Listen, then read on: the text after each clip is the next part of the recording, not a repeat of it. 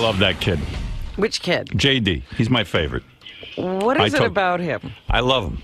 I tell him, hey, I like that new hairdo. He's slicking his hair back like Gecko. Oh, really? Yeah, and I said, I like that new hairdo. Oh, come on.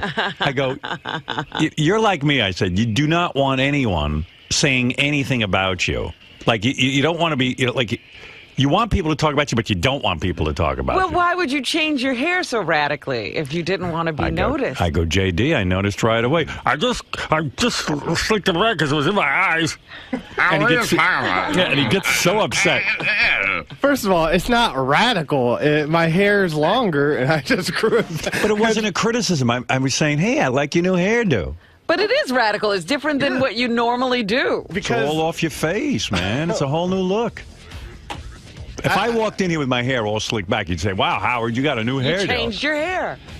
I'm going to walk in tomorrow with my hair greased back like that. I would love that. Go ahead. Why not? I think I might look good. Go ahead. Go. I came out of the shower the other day. Beth said to me, I like your hair all straight back. All right. Hey. Well, see there? Yeah. I said, well, that shows too much face. But you're handsome. You look good. Well, thank you. No, this is a good look for you. You need to lose a few pounds. You'll be all right. Okay. So then I say to him, this is my conversation with him in the morning. I'm just reporting. I say to JD, hey, I was listening to the wrap-up show. At the end of the show, they let you give a plug. I said, you all I heard was like, I said, you got to slow down when you give your plug. I couldn't understand it. I want to follow that. What is it? They don't give me enough time. I had a rush. And everyone, and I go, JD, I'm not criticizing you. I'm trying to help. I'm just saying I couldn't understand the plug. He goes, on Twitter, I'm JD, not JD Harm. I don't give a JD Harm. So I had to say JD Harm. I go, I don't know what you said. JD Harm, JD Harmeyer. I don't know. One thing I know is I couldn't understand you. I said, whether your Twitter name is JD Harm or JD Harmeyer, I don't even know what you were promoting. You do your plug at the end of the show. JD, John Hine goes, JD, you have anything for us? Well, it's very fast because you only have a limited amount of time, so I just say JD Harm on Twitter. JD what? Yeah, well, he did it better now, but... Harm on Twitter? But you got to say like this. My plug is follow me on Twitter at JD Harm. JD Harmeyer is taken. Who the hell knows what you're saying? Because JD Harm on Twitter, I think I need to write all of that. First of all, you never find him on Twitter because he's going, JD Harm. You don't even know he's talking about Twitter. I don't know. Does it have an E on it, or is it just HARM? I don't know. Pull the plug where JD is at the end of the show, because you'll see what I'm saying. Great. Follow me at JDL.com. But, you have Gary plug in, and, he... Listen, if John is giving you a plug, all I'm saying is say, on Twitter, I'm known as JD Harm. Follow me. Anything like that would be really good instead of... What's JD doing that? What I'm wondering is what's JD doing that's so important that he has to Twitter about it? I have some funny thoughts, I think, sometimes. Comb my hair like Eddie Munster today. Ever. You know what your name should be on Twitter? No, great. What? Twitter. I don't know how to spell that R, 3 R's. Twitter. That's funny. How's anyone going to find me that way? I'll find you. You don't think that one's taken, I bet. If it's not taken, it's AR.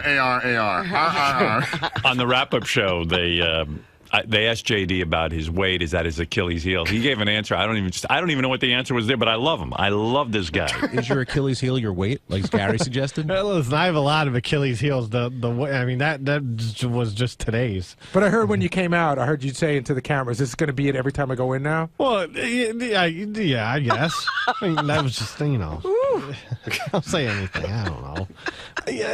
Yeah, I noticed my weight. And are you at the biggest you've been? Isn't that a great sentence? Or have you down a little? I love you, man. I don't know what it is about you. Retarded. I'm retarded. I love retarded people. I mean, I don't know if it gets. I think I weighed myself today and it said 205. So really? Yeah. Way more than me. Wow, 205. How tall are you? JD. 5'9", 5'10". Yeah, that's too much. Gary's telling me yesterday his oldest son, weighs 211 pounds now. Jackson? Jackson. Really? I said, is he fat? He goes, no. He's a football player. He's a big guy. He's got a size 13 foot. I said, I can't believe what the fuck you're telling me. I got to look at this kid. 5'11". 5'11". And 200 what? He's like 210, 211. 211. 5'11 and 211. Everything is 11 with that kid. Wow, I can't imagine little Jackson like that.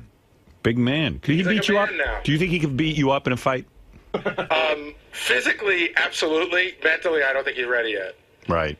Physically, I think he could. Yeah, he's huge. First of all, he works out, 3 or 4 times a week in the weight room and shit. Yeah, I knew like the day I could beat the shit out of my father. I was about 6'2" in high school at that point. What does that do to you? It's weird. It actually, because, psychologically, if you go into it, Freudian, the idea that you can destroy your father is what is all your guilt. Like, because you could actually destroy him and destroy what made you. Right. Well, anyway, without getting too into it, because believe me, I don't understand a word of it. I sit there with that psychiatrist and go, "What are you talking about? I don't even know what the fuck." I explain it again. He explains this stuff to you. Because you're not dumb. You know what I'm talking about. I go, I don't even know what you're talking about. But anyway, I remember the day that I hugged my father hello, and I squeezed him, and he was like, "Ow, my ribs!" And then, like, we did an arm wrestling thing, and then I beat him at that, and then I went, I'm pretty sure I could beat the shit out of him right now. Right, yeah, you're pretty much stronger than him at this point. Yeah. So, once I knew I could take him down, I had to move out of the bedroom so I could sleep with my mother every night and have sex with her. So she became my woman. I was 27 years old. Finally getting what I needed. Wow. Yeah. How's that? Yeah, but I love you, JD. I like the new haircut. It's not a haircut. It's the hairstyle. What do? You gel that thing? No, it's water. No, I guess, yeah. You comb it back and it stays back?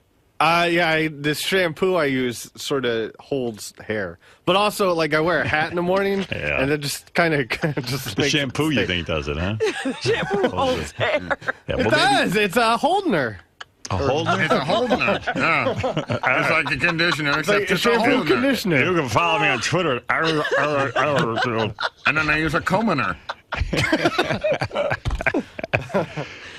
But you rinse out the shampoo and it. You know what it must be? You comb it back and it just holds its place. Yeah. Yeah. It's not the shampoo. It's no. There's something that it's you know like what volume. You know what I'm impressed with? Usually, when you comb your hair back, some of it starts to fall in your face, but your hair is glued like to your head. Well, I wear. Like Fred said, like Eddie Munster. I wore a hat this morning. Well, first it's the headphones, right? But I wear a hat in the morning, and it just squashes it. It molds it. Yes. Well, it's a good job that hat does. I tell you, I got to get that hat. It's like a paperweight. Yeah. Follow that Twitter. Yeah, I subscribed to his Twitter. It was RRR. I didn't know. Not me. Jamie Har Twitter. JD Harm. JD Harm. So somebody took JD Harmeyer? Oh, but yeah, there's a few people. You know, I bet you my man Jeff Schick could help you out with that, because that is your name. I don't think the guy who took it, I think he was looking to steal your name. He can't be JD Harmeyer. I remember whenever at the Ashley Dupree was saying it, she was getting messages from someone posing as me. No. How many JD Harmeyers are there? And is that really working for them? Right. Oh, no, they fucking... I got laid the other night. Someone thought I was JD. Oh, my goodness. Somebody's stealing JD's identity. Yeah. Hey, Rob, you're on the air. Good morning. Hey, Howard, what's going on? What up? Nothing. I'm just called to say I love JD. I've been listening to you guys for 20 years. I love you. From Ronkonkoma, Long Island, Artie's favorite place. And I just... JD's your guy. Me too. I love him on the wrap-up show. I want him on that show. Just you know, JD on Twitter. What? What's your Twitter plug? I was beside myself. I'm in the car. I said to Ronnie, did you just hear that plug? What the fuck did he say? He goes, I don't know. JD, because you don't know. He goes, Twitter is JD Hart. And you're like, what? I don't know what he's talking about. Well, I'm glad I straightened that out. I'm just trying to move it along at the end, you know? Yeah, but listen, you're not getting your message out there. Well, don't say anything if you're going to not be intelligible. Right, Fred? That'll move When am I along. intelligible, Robin? Yeah, Fred will show you how to do it. Fred, you be JD. I'll be John Hine. What's your, so what, JD, you got anything for us? I was on Twitter. Why is that not clear?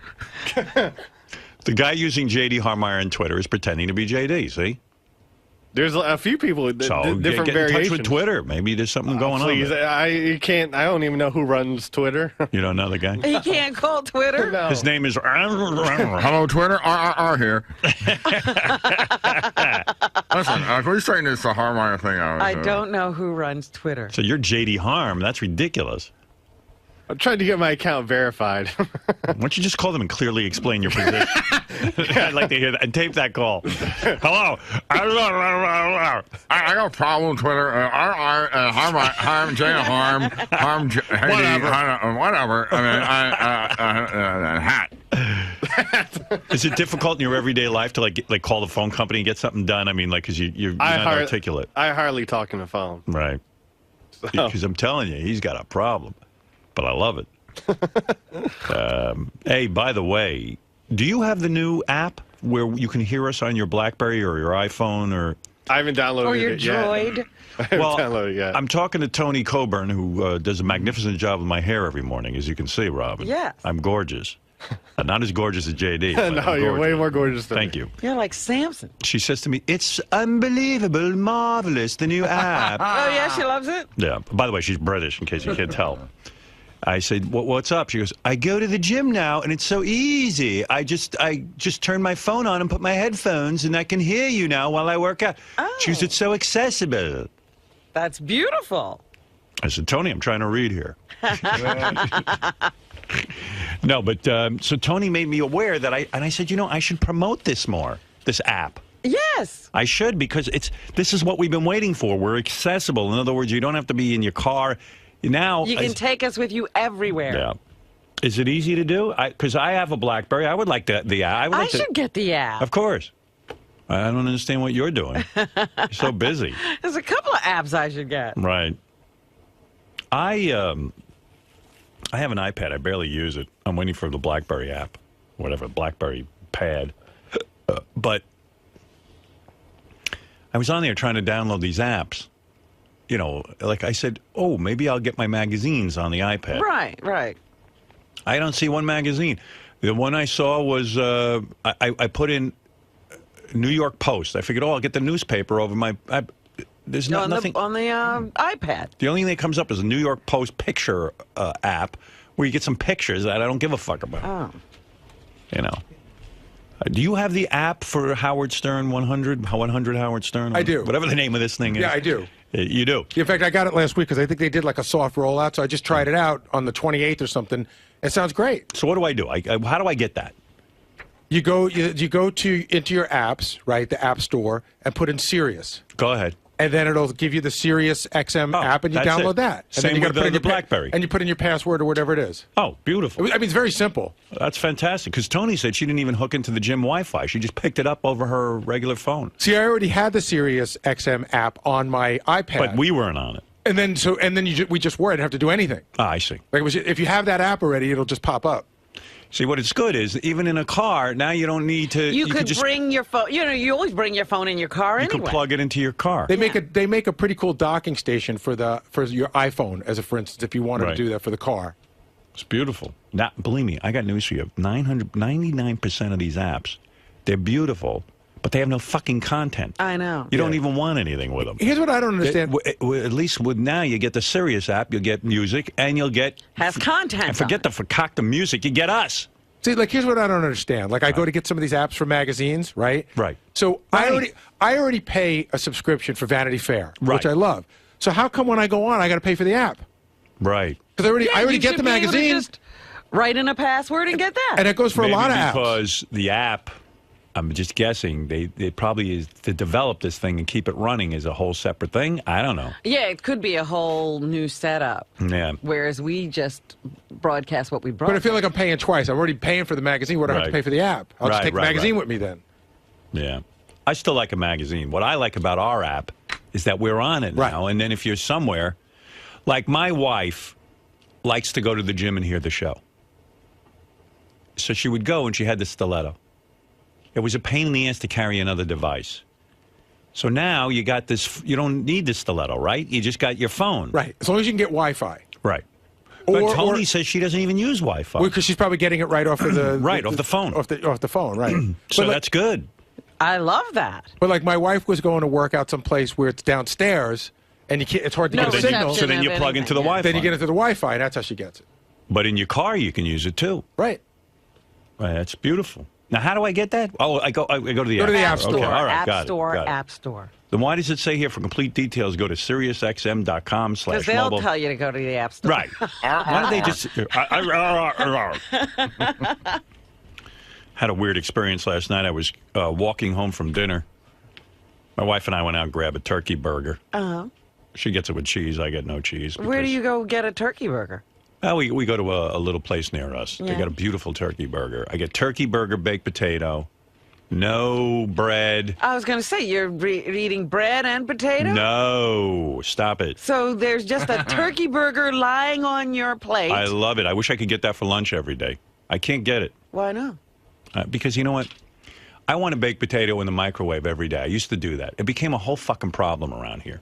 Remember I had Gorillo making my baked potato? Of course. I remember that one time they brought you, that was when Andy was our little intern. Yeah. And he microwaved the baked potato in the plastic.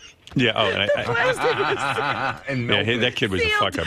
Meanwhile, he became a big-time lawyer. He's a lawyer, that's right. Go figure. Couldn't make a baked potato, but he understood the law. Oh, here's the JD wrap-up plug. Before I forget, here's what I heard on the radio. JD? I wish I was in Vegas this weekend with all the porn stars. JD Harm on Twitter. Yeah, and I was like, what is that? Now I understand what it is, but... Right. I mean, how would you even know what the hell that is? That's it. Twitter. Wish I was in Vegas and JD Harm on Twitter. It's like, what? JD, when Howard does these periodic check-ins with you, yes, does this do anything for your approach to life? Like, does it? What? Does it make is this the question? No. Does it make you change anything up? Do you take it to heart, his words, even though him and Fred are really busting your balls and Robin? It depends on what it is. I don't know what today is just talking about my hair. And your plugging, your. Yes. Well, I will try to slow down my words. Plugging my Twitter. JD Harm on Twitter. Right. JD Harm on Twitter. There you go. Or you can do a little graphic. JD Harm on Twitter. Like a follow the bouncing ball. See? He's onto something. He knows what he's talking about. But, he touched on your weight a little bit in there. Yes. And also your new hairstyle. Using this Holdener or volumizer, as you put it. No, but seriously, I know he's busting your balls and you're used to that aspect of it, but like, what from today's conversation are you going to take with you? That I'm loved and I will slow down my plugging on wrap-up. Hey, that sounds like a plan. Thank you. Now I'm going to follow you back to your room for a second with a camera, but where can we follow you on the internet? At JD Harm on Twitter. Is that good framing? Yes. Very simple. I like it. I know how to frame. I know how to frame. You're going to be all right.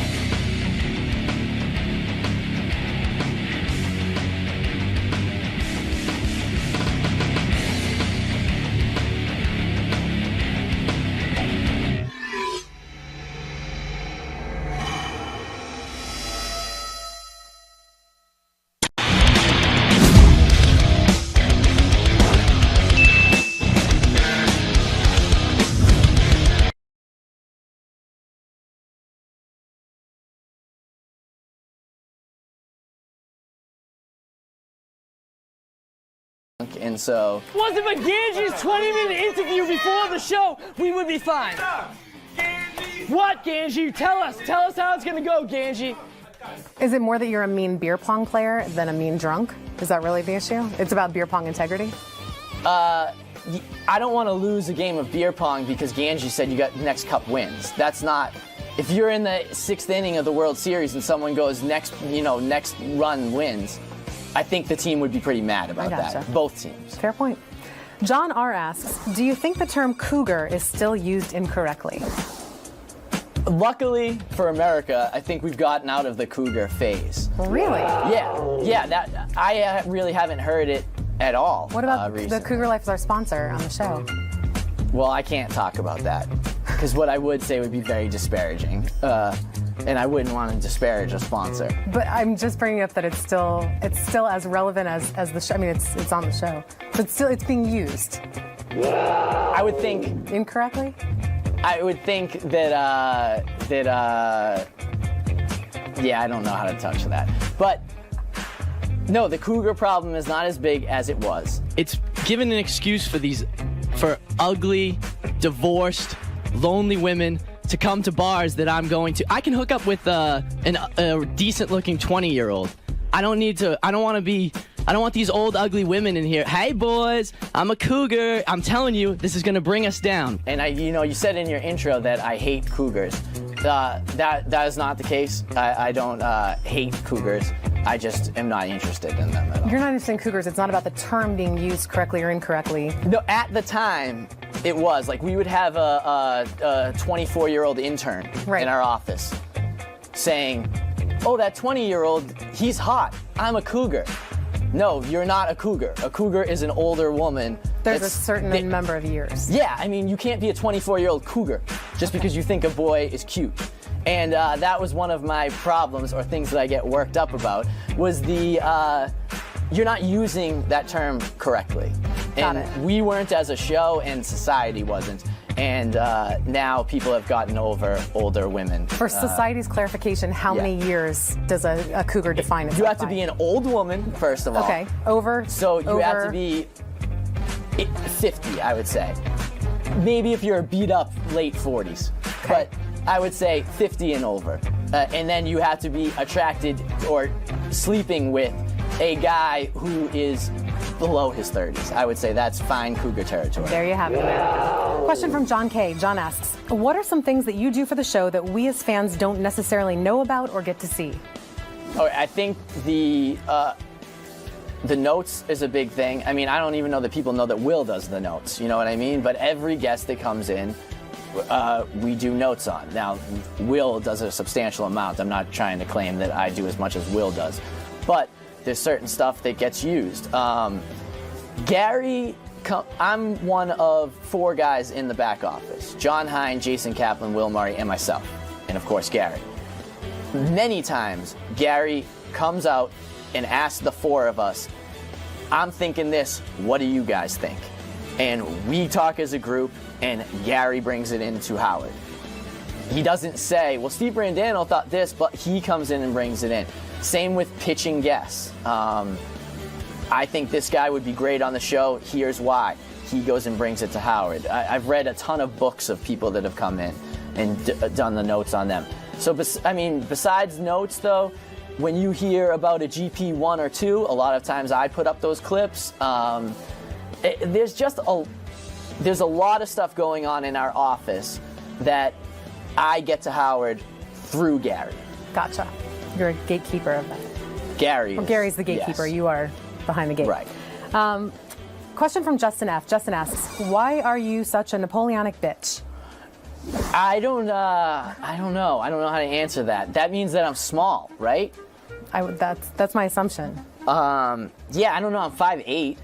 I would say that's average. So I maybe have an average complex. You have an average? I don't know. But again, this all goes to you only hear me when I'm getting worked up on the air, you know? And so I don't know. Many of these questions seem to be like you're entitled or whatever. Like, I don't really know where people are getting this from. If it's the Black Keys thing, like yelling at Howard. Tell me something about the Black Keys I care about. Tell me something. I can pull up the notes Tell me that we've something had. right now. You're a fan. Besides the fact that they're the biggest band in the country. They're not the biggest band in the country. They certainly are. And you're in Being here the always biggest going, band, being oh, there's the no biggest rock band. music these days. I got to There listen is to all rock this music. stuff. Nobody cares about it anymore, Steve. It's a dying industry. People laugh at these fucking kids up on stage now instead of worshiping No them. one laughs at the Black Keys. I would ask the people, like, do you want someone to say something in the back office, get called in here, and then be like, oh no, Howard, you're right, that makes a lot of sense, or you want them to stand up for what they're saying? Because anytime that I come through the door into the studio here, I feel like somebody, whether it was Howard saying come in here or Gary saying Steve has something that he wants to say, they've said, all right, I think this is good for the air. And I don't want to half-ass it, and I don't want to come in and just say, oh no, you're now that I think of it, you're right. That makes a lot of sense. Like, I'm going to stick to what I was saying. And I think you would hate me a lot more. Well, you wouldn't hear me at all if I wasn't opinionated, I guess. That's who makes you who you are. Yeah. Andrew K. asks, how do you feel about being the poster boy for the Black Keys as far as Howard is concerned? That's an excellent question, because it's very... something that I dislike about the show is that you just get, like, this is your thing now. The Black Keys, I think, are a very big band. There are bands that I love and have seen, like, upwards of 50 times that I love way more than the Black Keys. The Black Keys are a huge band right now that I do like a lot and think are awesome. I don't listen to the Black Keys. Just have them come in and play some songs. You, again, like I said in the clip, you have Maroon 5 in here, and you're like, how do you play the piano like that? Because they're very popular. I get that. And I like Matt Nathanson, too. People know the Black Keys. It's crazy. It's crazy that you think people don't know the Black Keys. But more importantly, they're fans of the Howard Stern Show, and I think that it would be good for our show to have them on. So this is what people don't understand. I think people think that I'm in the back saying, hey, you should have on Soul Live or Humphreys McGee or bands that I love, and I just got pulled. Like, I know that Soul Live doesn't work for the Howard Stern Show. The Black Keys do, and that's why I made such a big deal about it. And mark my words, you will be seeing the Black Keys on the Howard Stern Show. That's not an exclusive. I'm just saying they're big enough that Howard is gonna realize that he's wrong at some point. He won't apologize to me, but he'll realize. Okay, noted. DZ asks, would you ever sell your artwork of the staff to the fans, and who is your favorite staffer to draw? That's an awesome question. Thank you, DZ, because they must like my artwork, I guess. Another thing about the Howard Show that I'm always like confused about or don't really like is I think people make money off of Howard.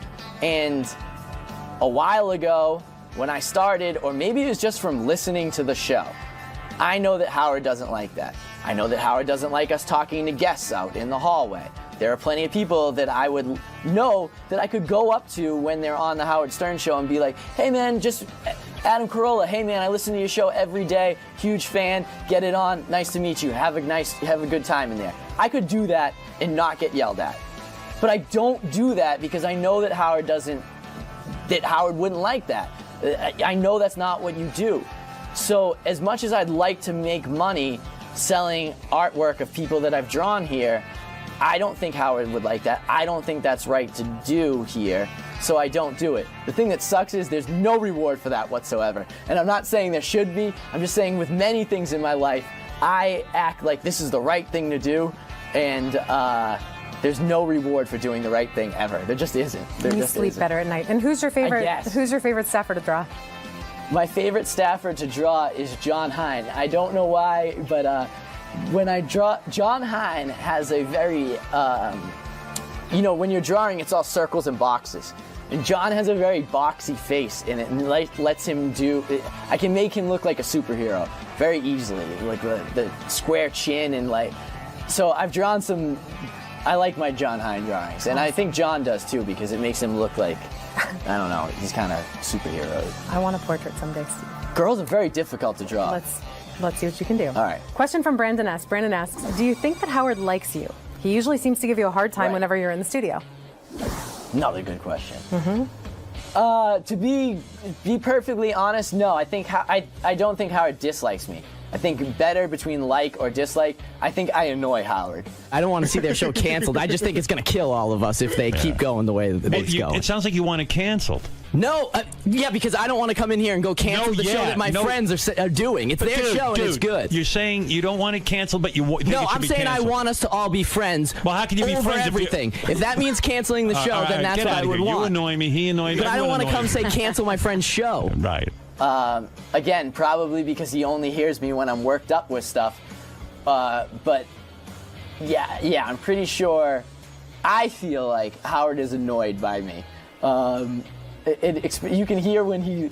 Sometimes he'll. This is what gets me the worst of anything, is when it will have nothing to do with me, but I will be mentioned, and he says my name like this. He goes, Steve Brandano.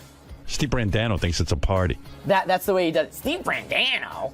Like, that's the way he says my name. Like, it hurts him, or he's got a bad taste in his mouth when he says my name. Steve Brandano is calling Pharrell. Steve Brandano's an intern. And get back to artwork. I did this was the most. When he makes fun of me,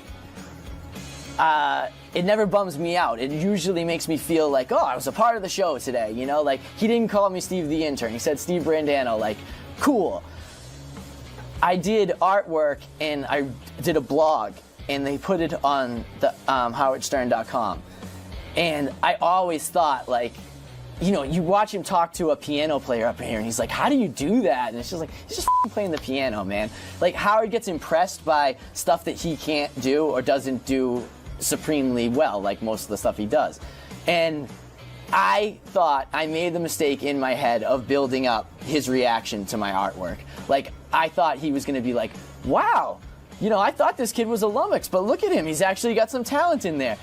And when he talked about it, he said, yeah, I don't know, Steve Brandano, I guess he thinks he's an artist or something, his artwork's up there. And I was just like, oh man, like, I really thought, like, he was going to be like, wow, how about that? And he was just like, nah. I don't even know that he looked at it, but that was the thing that's bummed me out the most of anything in my 7 years here. Definitely. It was, you know. We need an art critic to come on and maybe evaluate your stuff. Maybe. Just a thought. Question from Elise C. Elise asks, did you ever think that your internship would turn into a full-time job with Howard? And if that hadn't happened, what would you be doing now? Well, now I'm just going to sound like an asshole if I wasn't complaining about Howard in my drawings. But, yes. As a matter of fact, the guy that was my advisor at UMass, he, like, tells the story all the time. I've done a bunch of things with him, too, with, like, help out UMass stuff. But I went into his office, and I was like, yeah, I'm getting an internship at the Howard Stern Show, and I'm going to get a job there. And he was like, all right, you're not the first person that said that, and I don't know, I got a job there. If I didn't, I wanted to be in radio, mostly because I wanted to go to concerts for free and get to interview bands. Then the Howard Stern Show is the place to be in radio, so that was obviously number one. But I had other morning radio internships lined up in Boston, and I think I would have done the same thing that I did here, which was find where there was a hole and get at it, you know? So I think I would have done that. If not, I probably would have gone out to LA and tried to get a PA job somewhere or whatever. I was playing a lot of music in college and doing comedy, like goofy songs, and I was getting traction with that, so I might have given that a try, most likely. Excellent. Question from Angelo V. Angelo asks, F, marry, kill, Beth, Rachel, and Lisa G. Explain your answers. Oh, it's easy. Kill Lisa G, marry Beth, and F Rachel. There's no question to that at all. Kill Lisa G is easy. You should have picked somebody else in there. So shame on whoever that was. Angelo. And Beth seems like a sweetheart. I've met her a bunch of times, like at the Christmas party and stuff like that. If she doesn't know who I am, she pretends to, and I like that. You know what I mean? And then, yeah, F Rachel, and I'm not even going to look at you. I was very nervous about this this interview itself because your husband's like, I'm always going to see this if he's not watching it right now. And also, the other day, it was one of my high horse moments where I was upset with Jason Kaplan about how he had a list of, he knows which staff wives he would F. Like, he has a list. And I was like, that's like the most awful thing I've ever heard. That means every time you meet one of these wives or girlfriends, you go, all right, where would I put her on the list of people I was going to F?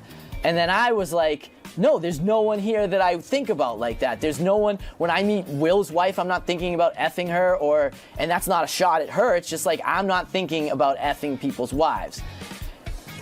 And then on my walk home, I was like, oh, Rachel, fine. I don't even have a leg to stand on anymore, and I was hoping that Jason wouldn't remember that. I think it's really sweet. Thank Okay. you. I take it as a compliment. It doesn't bother me. Well, yeah, it is a compliment, but still, I'm ashamed at myself for thinking this way about you. I'm totally fine with it. I want to thank Steve for taking the time to answer the questions that you, the fans, submitted. Keep sending your questions in. You can tweet them, you can Facebook them, you can send a video submission and be a part of the show. And remember, this is your show, so don't screw it up. Until next time, I'm Rachel Fine, and I hope you had a fine time. Was this a fine time? Yeah, now I realize you can't change it to Wilson time. That doesn't. Yeah, I got to stick with fine time. It doesn't have the same catchy. Yeah, thank you for having me. This was great. I think you did good. I think you said a lot of mortifying things that will haunt you forever. All right, just another day.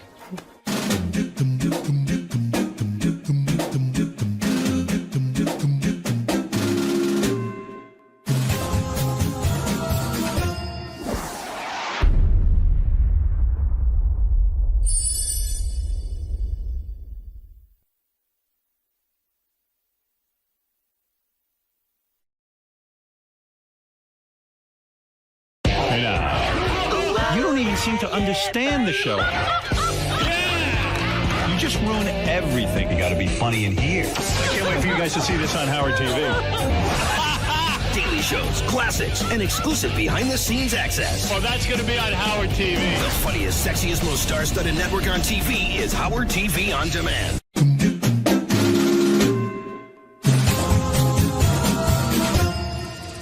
Hey Stern fans, welcome to Fine Time, the show where you, the fans, get the opportunity to ask questions and interact with your favorite Stern Show staffers, whack packers, and celebrity superfans. I'm your host, Rachel Fine.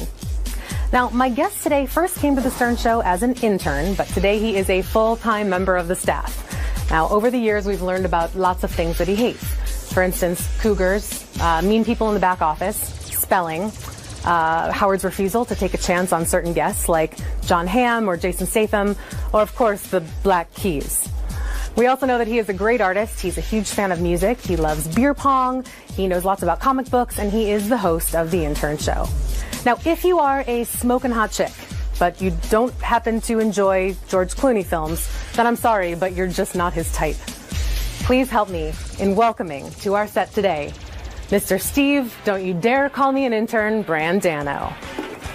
Hi. That's quite an intro. Well, thank you, sir. And very professional, too. Thank you. I like it. I appreciate that. By the way, it's a pleasure to be here on Fine Time. Well, I'm really happy that you're here. It's this is long overdue, sir. Yes, I agree. But thank you. My pleasure. We got lots of questions for you. You ready? Awesome. I'm going to jump right in. Okay. Mark M. asks, why are you such an opinionated dick? Also, what exactly is your job on the show? Okay. I have an answer for both of those questions. The first question, why am I an opinionated dick, is because you only hear me when Howard thinks I'm being ridiculous, or the staff thinks I'm being ridiculous. I'm sitting there, I'm listening to him, and he's just a douchebag. I mean, it's just unbelievable. So I talk plenty in the office about a lot of things. You only hear me when I'm upset about something, because that's when Howard finds me interesting enough to bring in, I guess. You're such a fucking jealous guy. Go get yourself checked into a fucking psychiatrist. So, it's not that I hate a bunch of things or that I'm super opinionated. You just only hear me when, I'm really going at it, I Your guess. real personality is diluted to the opinionated dick moments. Exactly. I gotcha. Exactly. And what do I do on the show? I answer the phones during Howard's show. throughout the show. I do research that I then give to Will, who does research for Howard on every guest that's coming in. And then someone put it as a utility player, a sixth man. I like that. I kind of know how to do most of the stuff that needs to be done in the back office, so when somebody else can't do it, they know that I'm there. Therefore, we're always covered. Fantastic. Yeah. Luke T asks, are you a mean drunk? I don't drink anymore, actually. At all? No, that's not true. And I don't want to say, I don't drink anymore. But you just said I don't drink anymore. I know. And I'm retracting that. I'm saying I will have a beer out and about to prove that I'm not, a guy that doesn't drink. To prove that I'm normal. You know what I'm saying? So just bowing to peer pressure to prove... No, it's not peer pressure. I don't want to go out on a date with a girl that's not drinking. Even though you don't drink yourself? Well, I guess I do drink, but I don't drink a lot at all. Should we start this whole question over? No, I haven't been drunk in over a year. Okay. At least. So you socially have one here or there. You wouldn't Exactly. date someone who doesn't have one here or there. Right. Yeah. I think that's weird. And that's why I will have a drink, just to be like, just to not be weird. Yeah. When you were drunk, were you mean? No, again, this is one of the huge things with the Howard Stern show is you're only going to hear about it when we do something stupid. So I can only go off of the only times that it's been called out on the show was when I flipped out on Ganji during the beer pong tournament. Right. Ganji, you're a fucking dick. Fuck you. Fuck you. Oh, hey guys. Oh, everybody. Hold on. What? You got another interview to do, Ganji? Hold on. Ganji's got another interview to do. Hold on. What? Thank you, Ganji. Thank you for ruining my shot, Ganji. Thank you. And that was, we played beer pong for Howard TV. They had us there all day, and they took time to do interviews, and they dragged out this thing. And then in the last game that's important, they said, hey, whoever makes the next cup is going to win. Not, hey, whoever wins this is going to win. We ran out of time. Next cup wins. And I was like, fuck that, basically. And flipped out. And yes, I was drunk. And so... Wasn't but Ganji's 20-minute interview before the show, we would be fine. What, Ganji? Tell us how it's going to go, Ganji. Is it more that you're a mean beer pong player than a mean drunk? Is that really the issue? It's about beer pong integrity? I don't want to lose a game of beer pong because Ganji said you got next cup wins. That's not... If you're in the 6th inning of the World Series and someone goes next run wins, I think the team would be pretty mad about that. Both teams. Fair point. John R. asks, do you think the term cougar is still used incorrectly? Luckily for America, I think we've gotten out of the cougar phase. Really? Yeah. That I really haven't heard it at all. What about the Cougar Life is our sponsor on the show? Well, I can't talk about that because what I would say would be very disparaging, and I wouldn't want to disparage a sponsor. But I'm just bringing up that it's still as relevant as the show. I mean, it's on the show, so it's being used. I would think incorrectly. I would think that I don't know how to touch that. But no, the cougar problem is not as big as it was. It's given an excuse for ugly, divorced, lonely women to come to bars that I'm going to. I can hook up with a decent-looking 20-year-old. I don't want these old, ugly women in here. Hey, boys, I'm a cougar. I'm telling you, this is going to bring us down. And you said in your intro that I hate cougars. That is not the case. I don't hate cougars. I just am not interested in them at all. You're not interested in cougars. It's not about the term being used correctly or incorrectly. No, at the time, it was. Like, we would have a 24-year-old intern in our office saying, oh, that 20-year-old, he's hot. I'm a cougar. No, you're not a cougar. A cougar is an older woman. There's a certain number of years. Yeah, I mean, you can't be a 24-year-old cougar just because you think a boy is cute. And that was one of my problems or things that I get worked up about was you're not using that term correctly. Got it. We weren't as a show and society wasn't. and now people have gotten over older women. For society's clarification, how many years does a cougar define itself? You have to be an old woman, first of all. Okay, over. So you have to be 50, I would say. Maybe if you're beat up, late 40s. But I would say 50 and over. And then you have to be attracted or sleeping with a guy who is below his 30s. I would say that's fine cougar territory. There you have it. Question from John K. John asks, what are some things that you do for the show that we as fans don't necessarily know about or get to see? All right, I think the notes is a big thing. I mean, I don't even know that people know that Will does the notes. You know what I mean? But every guest that comes in, we do notes on. Now, Will does a substantial amount. I'm not trying to claim that I do as much as Will does. But there's certain stuff that gets used. Gary, I'm one of 4 guys in the back office. John Hine, Jason Kaplan, Will Murray, and myself. And, of course, Gary. Many times, Gary comes out and asks the 4 of us, I'm thinking this, what do you guys think? And we talk as a group, and Gary brings it into Howard. He doesn't say, well, Steve Brandano thought this, but he comes in and brings it in. Same with pitching guests. I think this guy would be great on the show. Here's why. He goes and brings it to Howard. I've read a ton of books of people that have come in and done the notes on them. So, besides notes, though, when you hear about a GP 1 or 2, a lot of times I put up those clips.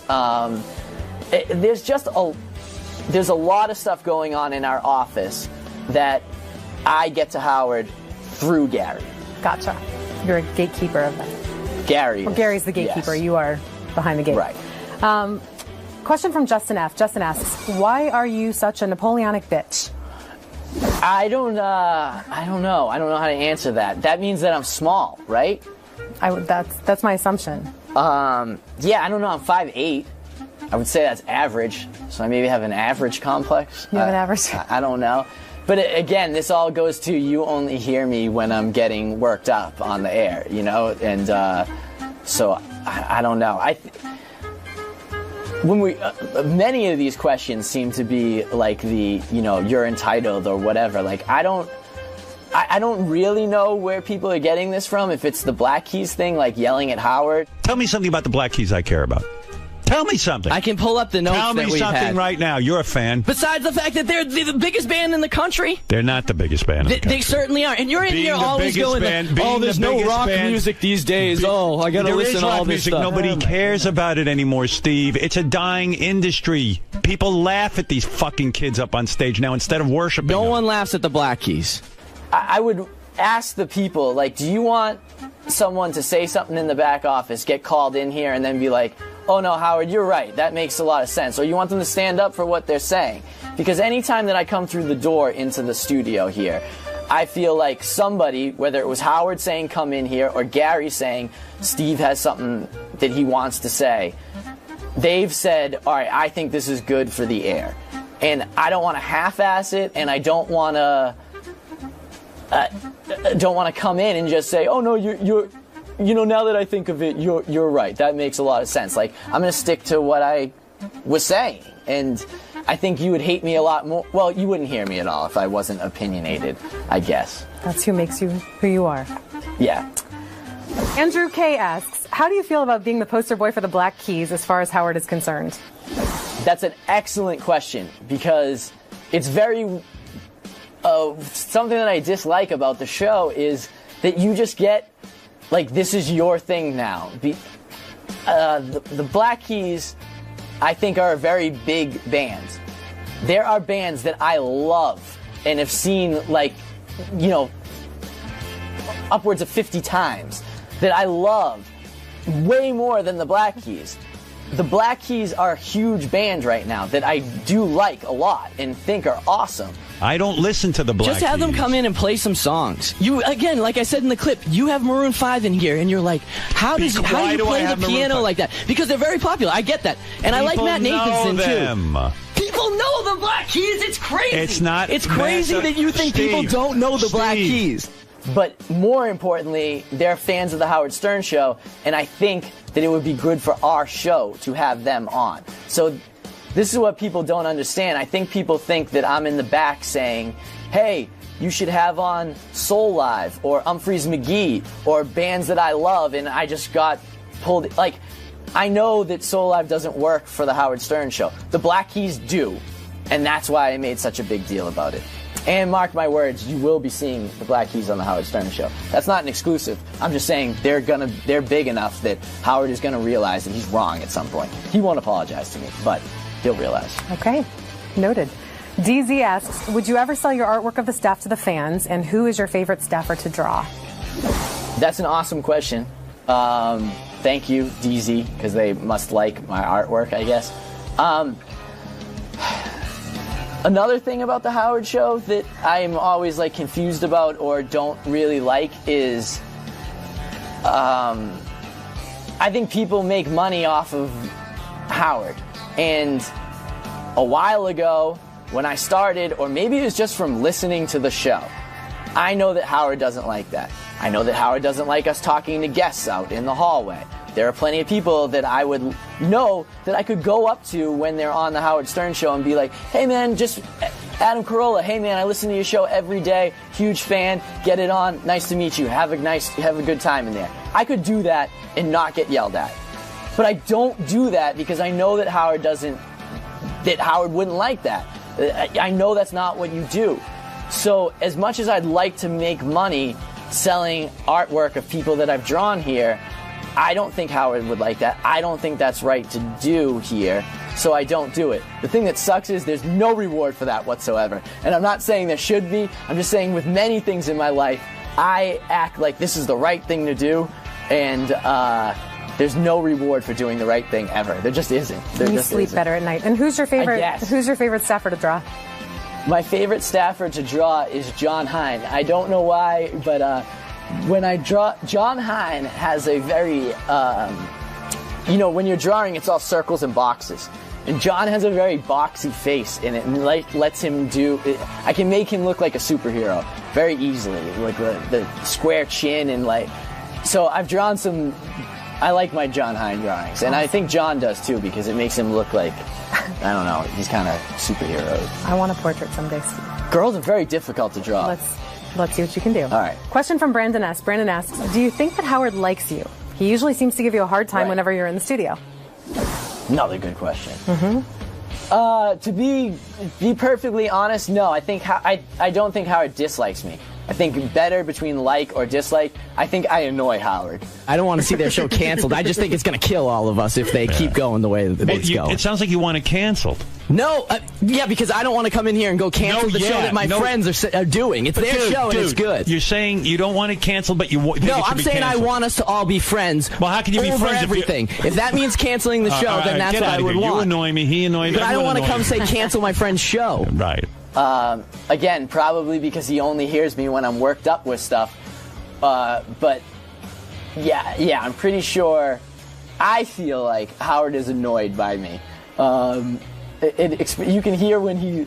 Sometimes he'll. This is what gets me the worst of anything, is when it will have nothing to do with me, but I will be mentioned, and he says my name like this. He goes, Steve Brandano.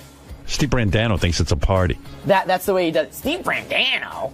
Like, that's the way he says my name. Like, it hurts him, or he's got a bad taste in his mouth when he says my name. Steve Brandano is calling Pharrell. Steve Brandano's an intern.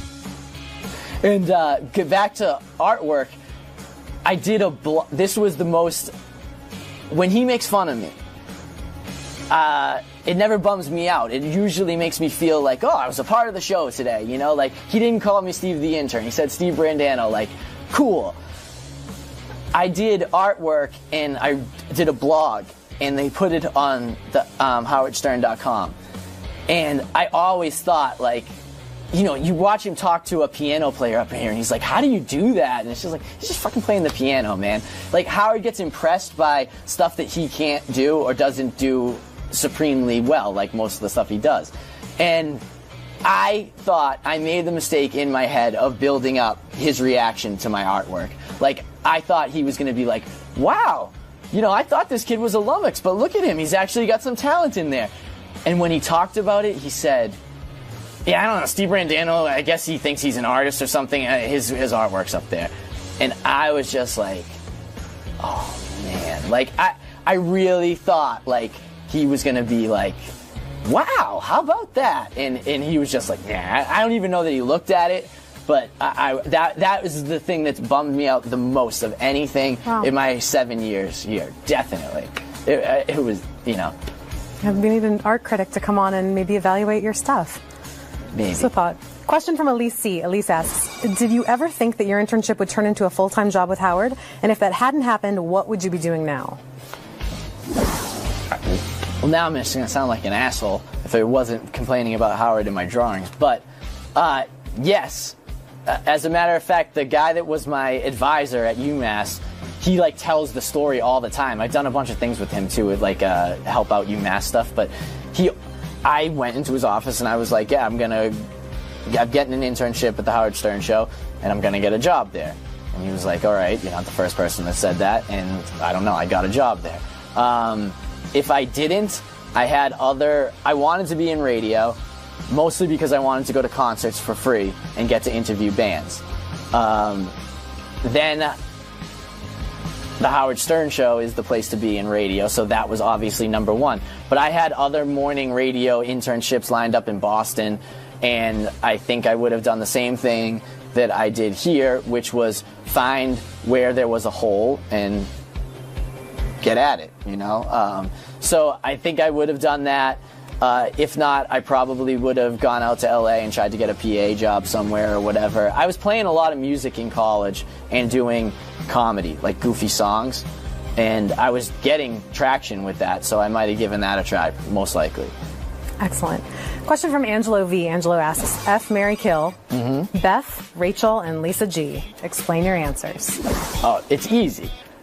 Kill Lisa G, marry Beth, and F Rachel. There's no question to that at all. Kill Lisa G is easy. You should have picked somebody else in there. So shame on whoever that was. Angelo. And Beth seems like a sweetheart. I've met her a bunch of times, like at the Christmas party and stuff like that. If she doesn't know who I am, she pretends to, and I like that. You know what I mean? And then, yeah, F Rachel, and I'm not even going to look at you. I was very nervous about this interview itself because your husband's like, I'm always going to see this if he's not watching it right now. And also, the other day, it was one of my high horse moments where I was upset with Jason Kaplan about how he had a list of, he knows which staff wives he would F. Like, he has a list. And I was like, that's like the most awful thing I've ever heard. That means every time you meet one of these wives or girlfriends, you go, all right, where would I put her on the list of people I was going to F?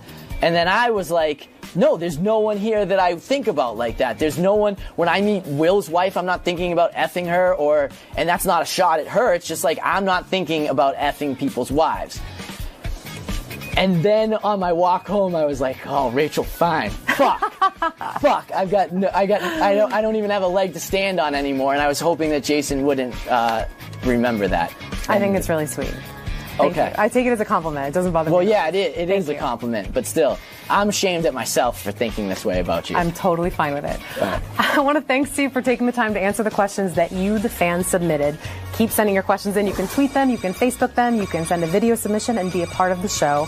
And remember, this is your show, so don't screw it up. Until next time, I'm Rachel Fine, and I hope you had a fine time. Was this a fine time? Yeah, now I realize you can't change it to Wilson time. That doesn't. Yeah, I got to stick with fine time. It doesn't have the same catchy. Yeah, thank you for having me. This was great. I think you did good. I think you said a lot of mortifying things that will haunt you forever. All right. Just another day.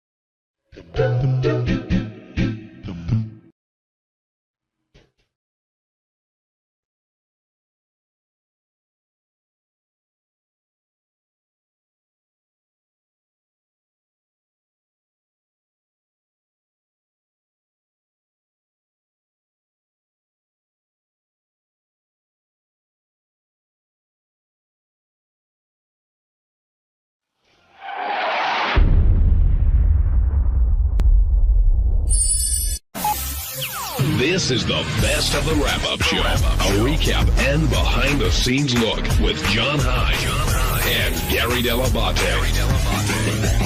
The best of the wrap-up show begins now. Hey, it's Gary Dell'Abate. On Monday's wrap-up show, we talked about how Howard critiqued my appearance on Jimmy Fallon. Said I look fat, and he loved that I used the term pieces of vinyl. Here's what happened.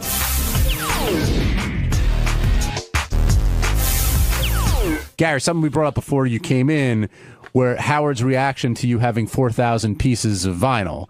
And Steve asked me, do I call? I say, no, I call them records. But, like, why do you think he has such a reaction to that? I just think that's just what he picked up on today. You think that if I said I had 4,000 records, he wouldn't have made fun of that? I don't know. That, in particular, seemed to get under his skin today. He just wants to fuck with me. Is pieces a term that people use, or did you just miss that? People say that sometimes. It may not be. People have said that. It's not ridiculous, but it's ridiculous to him. It's ridiculous to have the records. Well, how did you feel about his critique of your appearance on Jimmy Fallon? I did notice that you didn't go in to discuss it. No. Here's what I'll say. I got up on Saturday morning, I went to Twitter, and read every imaginable insult that could be hurled at me. About my teeth, about licking my lips, about what a bore I am, about how much Howard hates me, all of that. None of them said I was fat.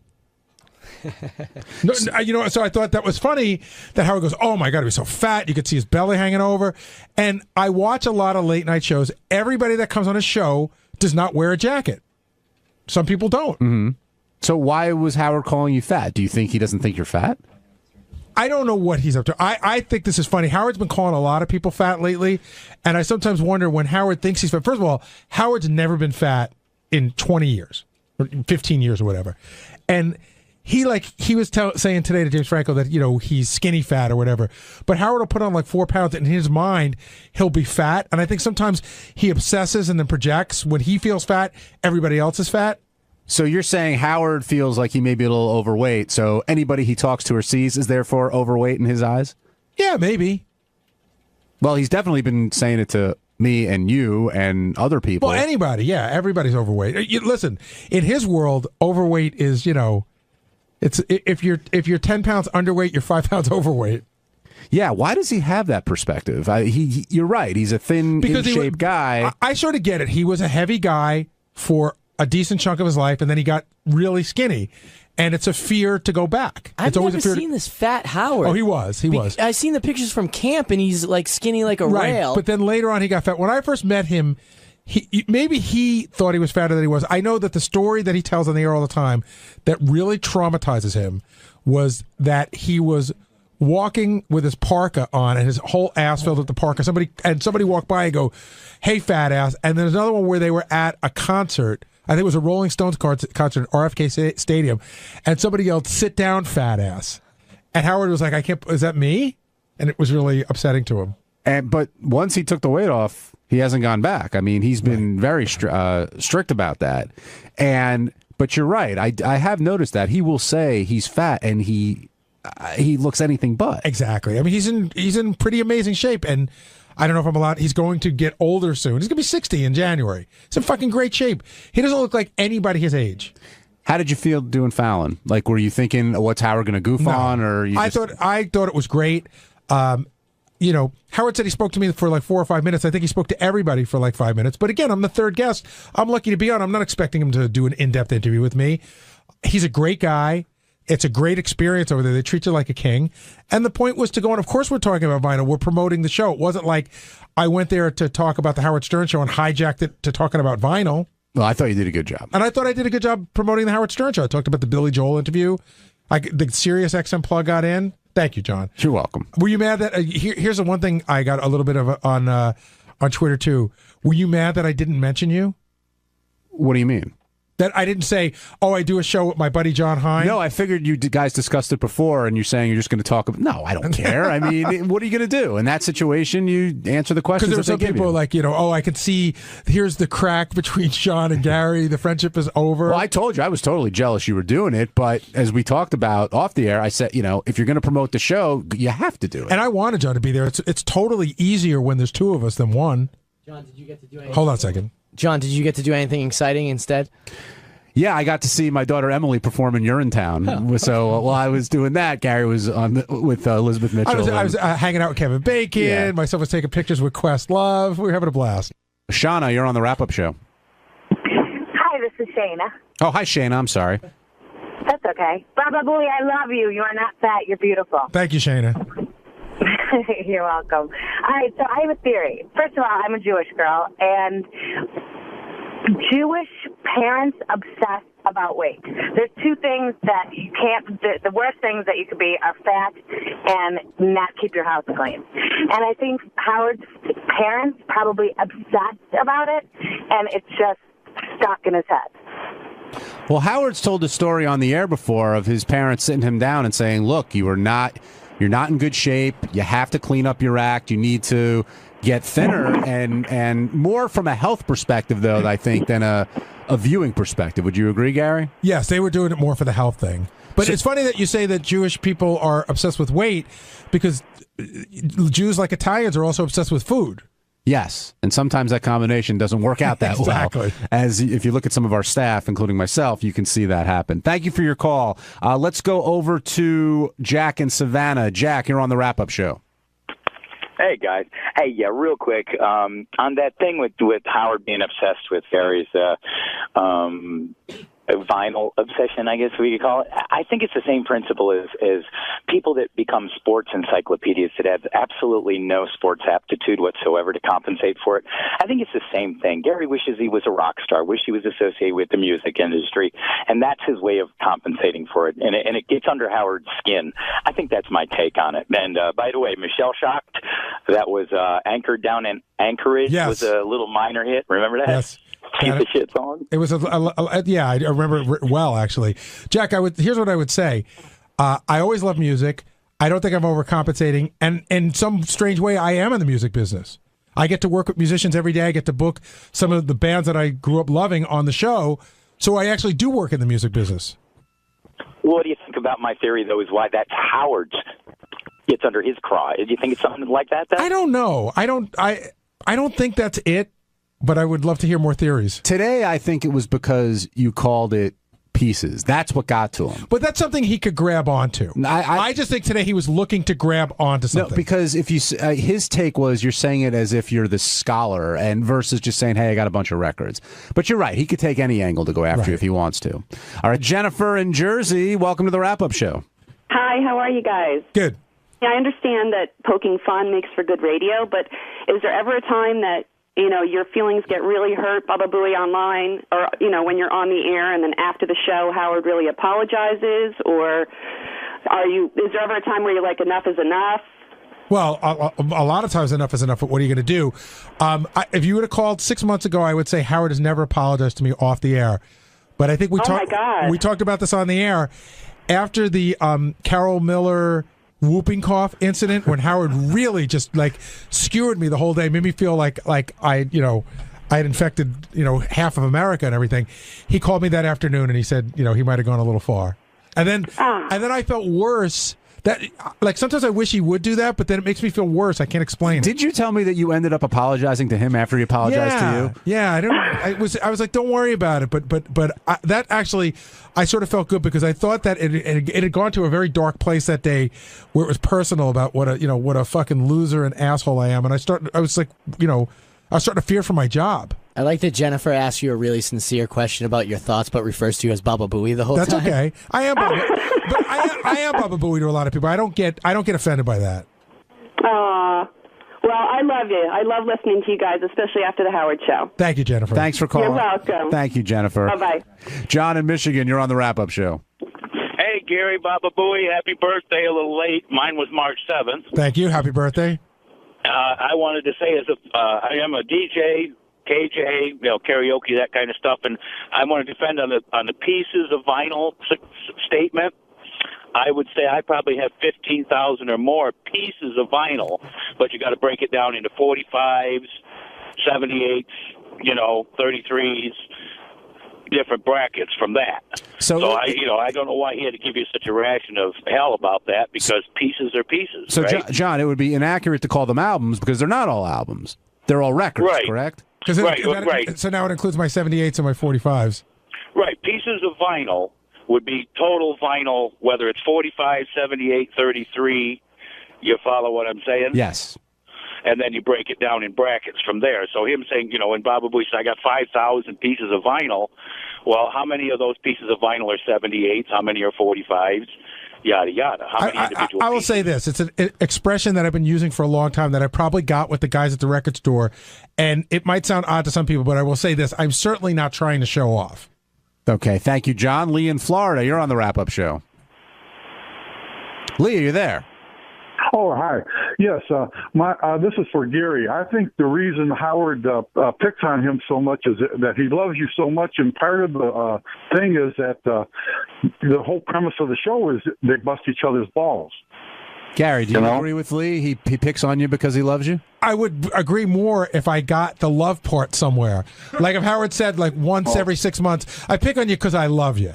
But I don't get the love part, so I have to. It's inferred, Howard and I are like, Howard's my hard ass dad. I just have to know he loves me without him saying it. He has said it though from time to time. Oh, I love Babu, and then he goes through a 20-minute bit about something you do wrong, but he does say it.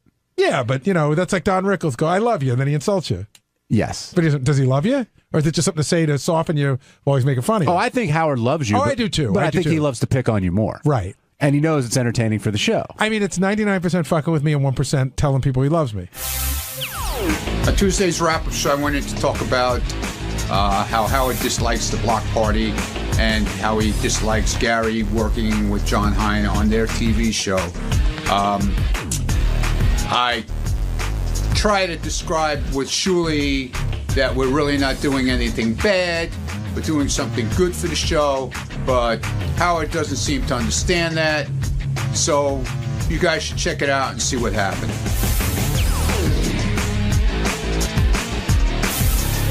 Howard feels that he wasn't he wasn't overwhelmingly negative in his critique of Gary's Fallon appearance.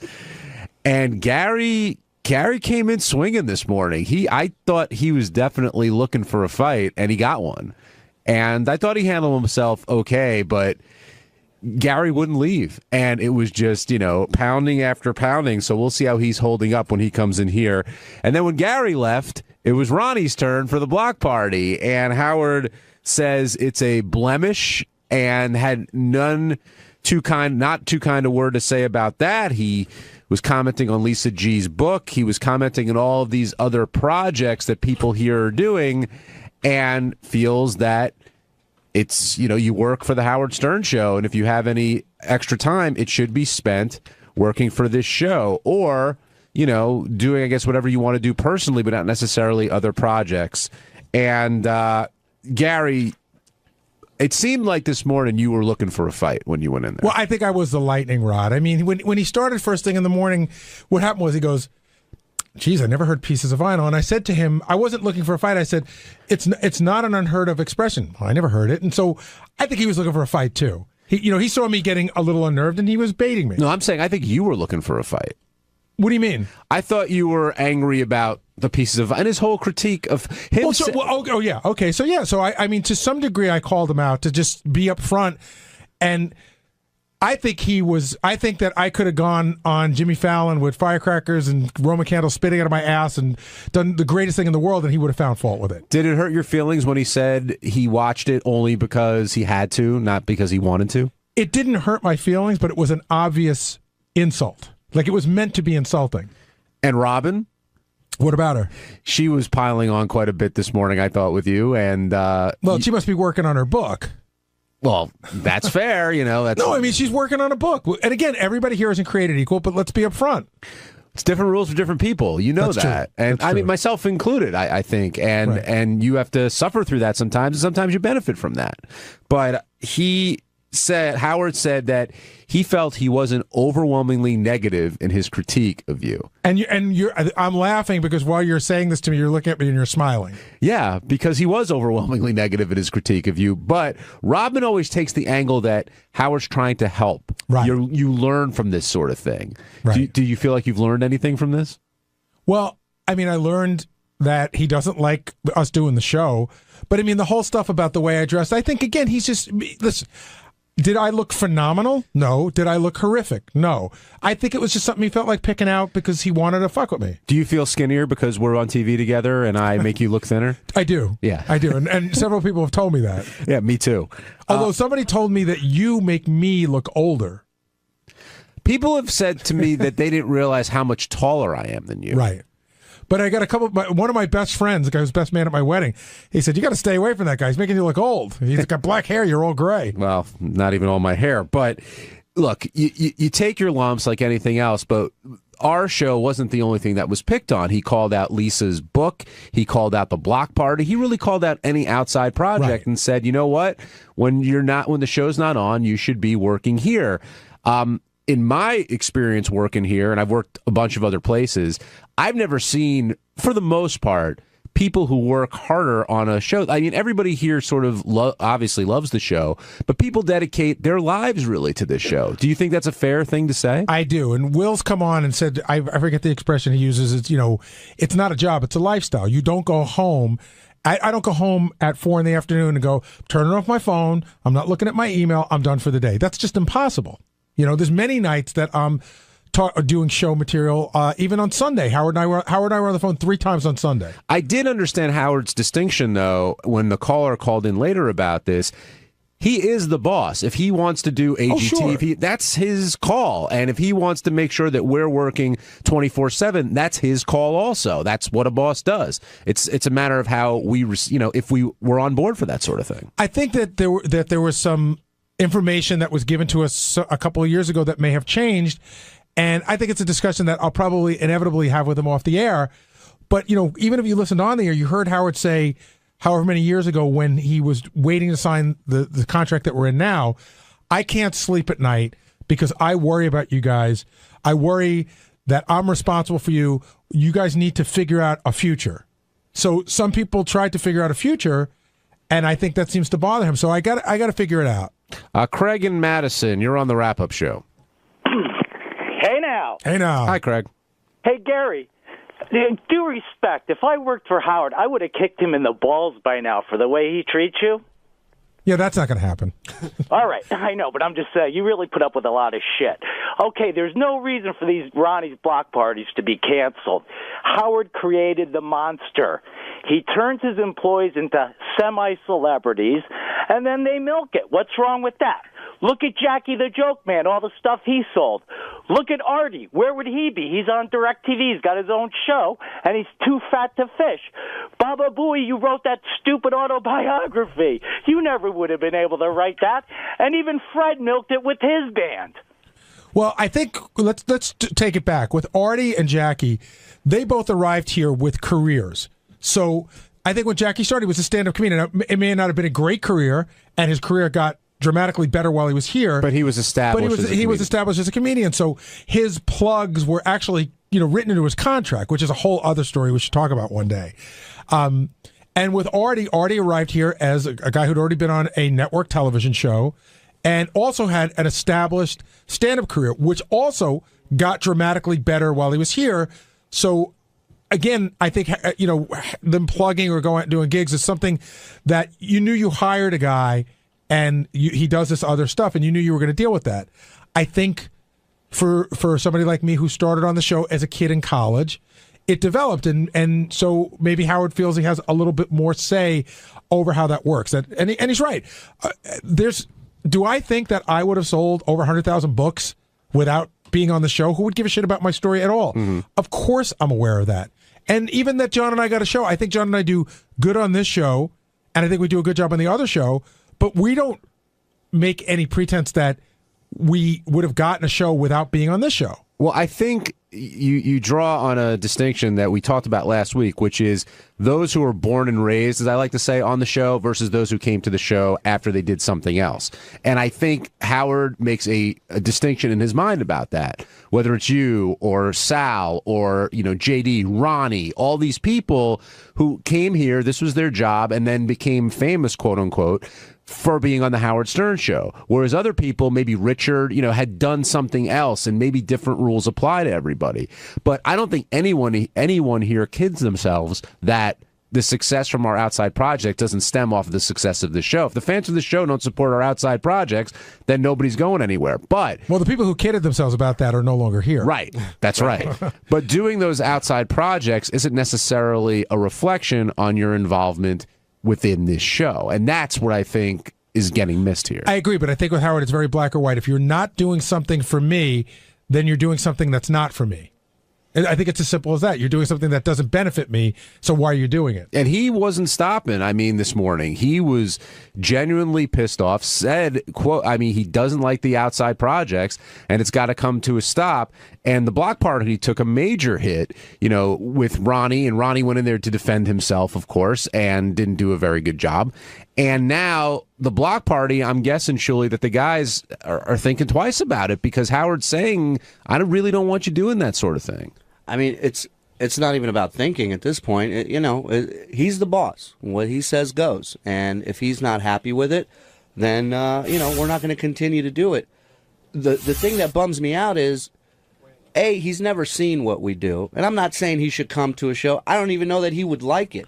But I think the picture he's painting in his mind is much, much different than what we're actually doing. He's seen it. I mean, we've seen a telescope version of it. Well, but that's not the show. A telescope version is not what we do, and, right. and so he hasn't seen it. Right. But that's the reality of it. The other thing you run up against though, Shuli, is I think, like, for example, Gary and I's show is separate from this show in a way, whereas yours could be viewed as an extension of the show, like a Howard Stern show on the road. And look, the whole Block Party got started based on the fact that, there are people who work here that, look, we live in New York. It's expensive as hell to live out here on the East Coast.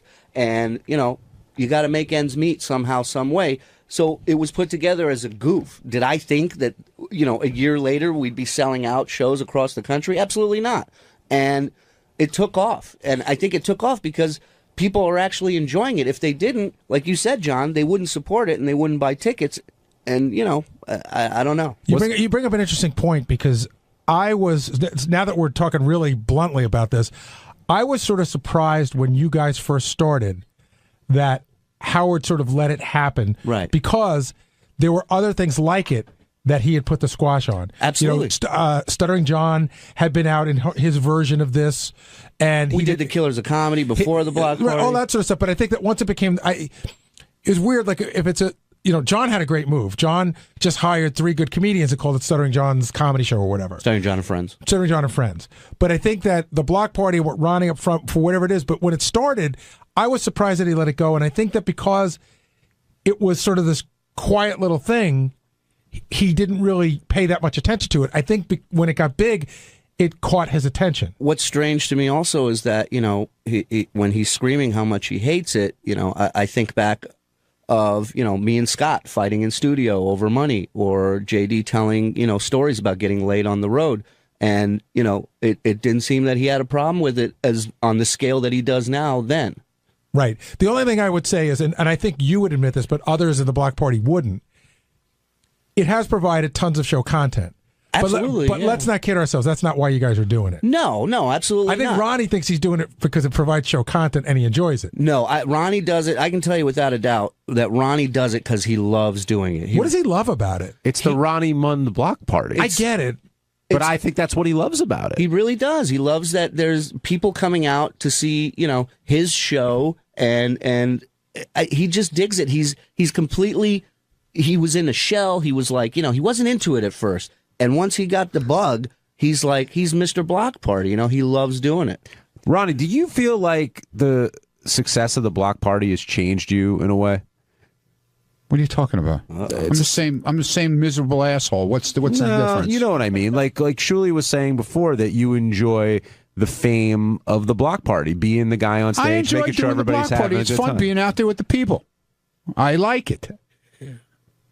But is something wrong with that? I'm not saying there's anything wrong with it. Clearly, he's a people person. But my question is, I am a people person. When I get around the fans, I'm a people person. But my question, ask them. They love coming to the shows. But my question is, do you need sort of a stage and fans for it, or are you that way whether you're on stage or off? Do you know what I mean? Well, you know how I am when I'm off, so why would you even ask the question? Stupid question, John. Dumb question. I know how you are with me, Ronnie. We're friends. Yeah, we are. I hope. But I'm saying, like, Ronnie, can I make a point here? If Matt Lauer was interviewing a friend, and every time Matt asked a question, the guy and he goes, "You know how I am. You know me." Then the audience wouldn't get anything out of it. But the audience knows my routine here. I mean, I get my ass busted. You understand? If John asks a question that he knows the answer to, he might think the audience needs to know the answer. Ask the question again, John. May I, Ronnie? Yeah, be my guest. No, I don't want to. I'm going to move on to a different one. After Gary was in there for a while, getting beat up pretty bad for his pieces of vinyl and Fallon and weight and everything else, Howard quickly shifted to the block party, and he played, I guess, Stephanie Reed. Oh, he was going to play Stephanie reading a poem. He did play it, didn't he? And you went right in there, and... I didn't go right in there right away. I asked Gary, should I go in? He goes, yeah, I think so. So I wasn't sure whether you're going to go in. What did you think of Howard's take, calling the block party a blemish, and he's embarrassed by it? He doesn't sound like he wants it to keep going. A pubic hair in his hamburger. Yeah, I don't know, man. I don't know. I don't know what to think anymore. So, well, where's the confusion? What do you mean? Where's he? I don't know anymore. I don't know. I just don't know. What are you going to do? Well, we're booked up till the end of the year, so I don't know if he wants to. How much? When you say booked up, how many shows are you talking to get left? We do 6, one 10? show a month. One a month. Okay. So we're talking like 8, 9 shows. Will left. you book new shows? I don't know what to do. Okay. Well, Shuli, let me ask you a question. If somebody comes to you and offers you another TV show, what are you going to do? I got to think about it. I got to think about it too. And from my point of view, I just want to make sure rock solid one way or the other. If he wants it stopped, then it will stop. But what he said today, he wants it stopped. So what do you need to hear? I think because I've heard different things. I think we're getting into Greg Fitzsimmons forward territory. What do you mean? I don't think Howard wants to come out and say, Shuli, Ronnie, stop it. But that's all he's been saying. So but I don't understand. But he does and he doesn't say it. Like when he's on the show, he says, and this I is want why, this to go away, this and that. But well, he said the same thing about your show. So what are you breaking my balls for? Because our show's already taped and in the can. There's nothing we can do about it. Well, we have tickets sold already too. Okay, so then you're going to keep doing your live shows, and like you said, you're scheduled through the rest of the year. Okay. And like you said, when you said Howard did say it and didn't say it, that's why I'm asking for solid clarification, just so I know that, I can tell the promoter, don't book any more shows. If Shuli asked for solid clarification like that, Howard was going to say, I want it done. And then does it stop? Or like, it would be a mistake for Shuli to ask that question. It's a mistake if he wants the answer he wants. Because I think if you ask Howard that question, it will be no. I want it stopped. I think that's what it'll say. I took a little offense today too when Howard said, "I wish I had an executive producer who could handle these things for me," but I didn't know what he wanted. He never. The block party was on the road for a long time, and Howard never said to me in any way, shape, or form that he wanted it stopped. I would do what he needs to have done. I would have that conversation. And I have no problem stopping it. None at all. If that's what he wants, he is the boss. What he says goes, and it will be done. Tom and Boston. But how come you didn't have a problem when Scott was on it? And I don't get it. What do you mean, Scott Ron? tortured you? Because when Scott was on it, every day it was another thing about the block party. But I think when Scott was on it, it wasn't as big as it is now. Wasn't the juggernaut. Yeah. Didn't become the force that it's become out there in the comedy world. Okay. Sir, you guys are drawing very well. Yeah, I know we are. And I thought that would make him, say what you want. I thought that would make him happy. I thought being out there with the fans and doing this kind of stuff, they're enjoying it. I thought it was some kind of interaction with the show. I thought he might like. I thought he liked it. I thought he did. I guess he doesn't. So if he wants it in, wants it over with, fine. Do you feel like you're representing the show when you guys go out there? A little bit. You don't think so? I'm asking you. Yeah, I think so. Maybe that's what he doesn't want. All right.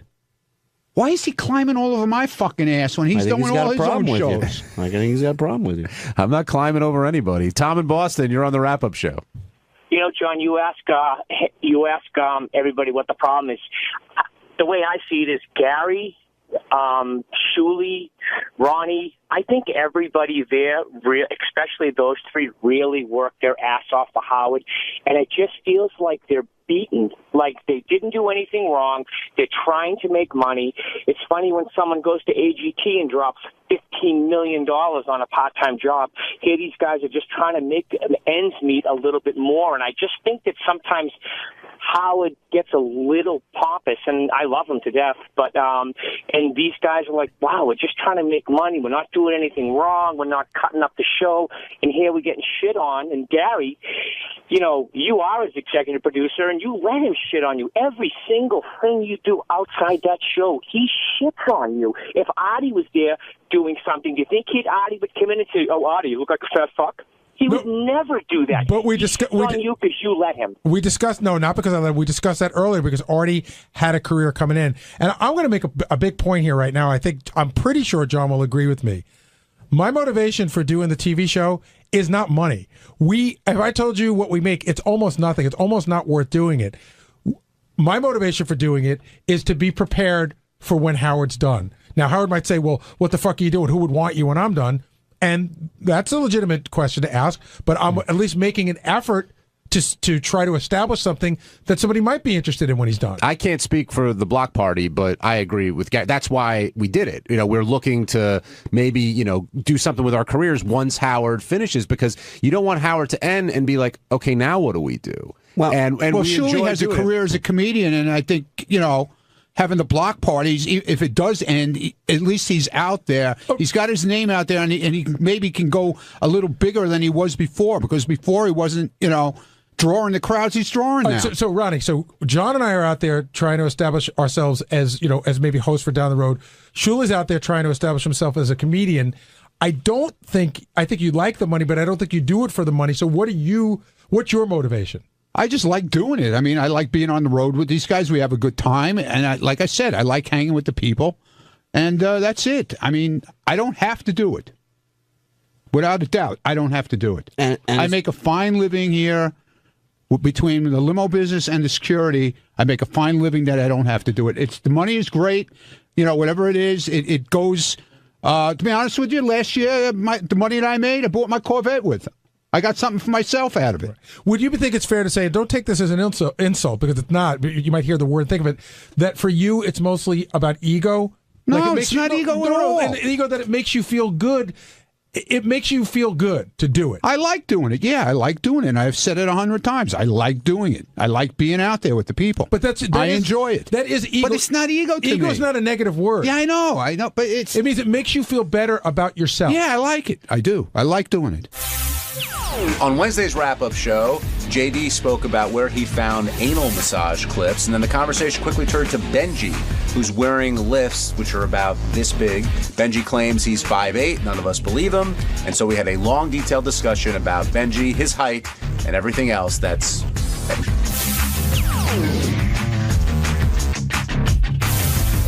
Let's get over that anal massage you were listening to. What? How did you uncover that clip? Well, it's a whole series. Well, it started with a clip on YouTube and like other websites where it's mainly the intro part. But it's sort of it's edited weird, you know. They got weird things and they replay. But how do you become aware of that it even exists? I think I'm either I came upon it somehow or someone emailed it to me. Stop there. That would be interesting. How would you come upon it somehow? Well, someone emails it to me, Oh, okay. or I find it on the website or something. Is it the voice? Is it the material? Is it everything that works? Oh yeah, I mean the guy's talking about anal massage and assholes and stuff like that. You gotta see more. So I basically looked it up, and there was a thing you can get it on Amazon somewhere, and I was like, you know, it costs like $50. It costs a lot of money. What, like a DVD? Yeah, and then or video, and because it's like from 2001 or so. It was a little, you know, while ago. And then I came upon I was trying to see if there's anywhere to see it online, the full thing, and I came upon the website, eroticmassage.com, and it has a whole bunch of different like sexual massage things or whatever. Did you check out the whole website while you were there? Well, I think you can only buy you can buy the certain tapes, not like can't get the whole access to the website to everything. You can't get the library. You can't get the library. You can only get a certain. What are some of the other massage choices besides anal? I don't remember. It's just a lot of sexual and tantric and like, you know, holistic and, you know, but they're all involved, you know, sex and anuses and penises and stuff like that. And did you learn anything from this? Did I learn anything? Yes. I mean, I learned stuff that I don't want to do to myself. Are you tempted to go home and massage your asshole? No. Did any of it appeal to you in any way? No. How about you, Benji? Yeah, I thought the guy. It was very funny, his voice and his rhythm. But first of all, I thought listening to him was really enjoyable. I like his whole rhythm. And yeah, I think he has a good points, like, to get the maximum pleasure without hurting anyone else out of your body. It sounded like I wanted to touch my ass the way he described it. I have he made it sound really fun. He really did. It is. Tell us how that works out. Something like this, something like that, not that I'm looking to do it, but it's something that takes a lot of time and involvement and stuff. And I just want to, just jerk off and that's it, really. You're not willing to make that kind of commitment? I don't want to commit. First of all, I'm not interested in, things going up. And yeah, I agree with it. Like, I'm not into the actual, like, I guess he was talking about certain things. That does that. But just, I mean, like, listen, you get pleasure when you clean your ass in the shower, right? That feels good. Well, I mean, no, not really. But doesn't it feel good? Just like, I mean, different parts. Like, listen, if you stroke most parts of your body in the right way, it feels nice, right? Doesn't it? I don't know, Benji. We're going down the rabbit hole. Let's talk about the shoes, Benji, because a lot of people did notice them today. Benji's got huge. They're not even lifts. I don't know what to call them. They're like Air Jordanas. They're Frankenstein kind of shoes. And are you doing it for attention? Or are you doing it because you really enjoy being taller? I like the look. I always wanted to do it, and I told Elisa, I'm a perfectionist, so this is the kind of thing I would never get done. I told Elisa about it when we first started dating. She's like, oh, I can do that, have that done in like 2 seconds. And she went to a shoe store and had them like made. I've worn them for about a year now. But they were black, and they were black. Those fell apart, so we just made new ones. How do you decide on the height? Because those are pretty tall. I want it to be natural, so I'm going up a little slowly throughout the years. Right. In other words, you got C cups instead of D cups. Exactly. But I do feel it's weird now when I don't have them on. Like, I feel really weird at work without them. How tall are you without the shoes? I think, like I've said, I say 5'9", but Gary said he thinks I'm like 5'8". He might be shorter because I'm 5'8". He's not that much taller than me with the shoes on. No, I'm saying without the shoes, you're 5'8", I think, around. Okay. 5'8", 5'9", something like that. 5'7". 5'7". I know I do because 5'2". Because you're not that much taller than me with the shoes on. Yeah, I'll say 5'8", maybe under 5'8", maybe under 5'4", I don't know. And how tall are you, Steve? 5'8". So yeah, but you have shoes. He's got to be now. 5'6" or something like right. that. 5'7". No, look at those things. I'll put money on it. Can we measure you after the show? Yeah, you can measure all parts. How tall? How many inches are you looking to make your shoes eventually? Yeah, what's the mag I think game? it'd be so fun to be like to be Howard height. 6'5" you want to be? I think that would be fun. That's the eventual goal. You're not going to be able to walk. He had a great line during the break. Howard was asking him about it and stuff. And Benji goes, I've been wearing them so long. Now when I see other short people, I go, like, look at Ganji. He's short and fat. I do. He looks like a slob now to me. He looks like I love Ganji. He's a nice guy. I actually think he's a handsome guy.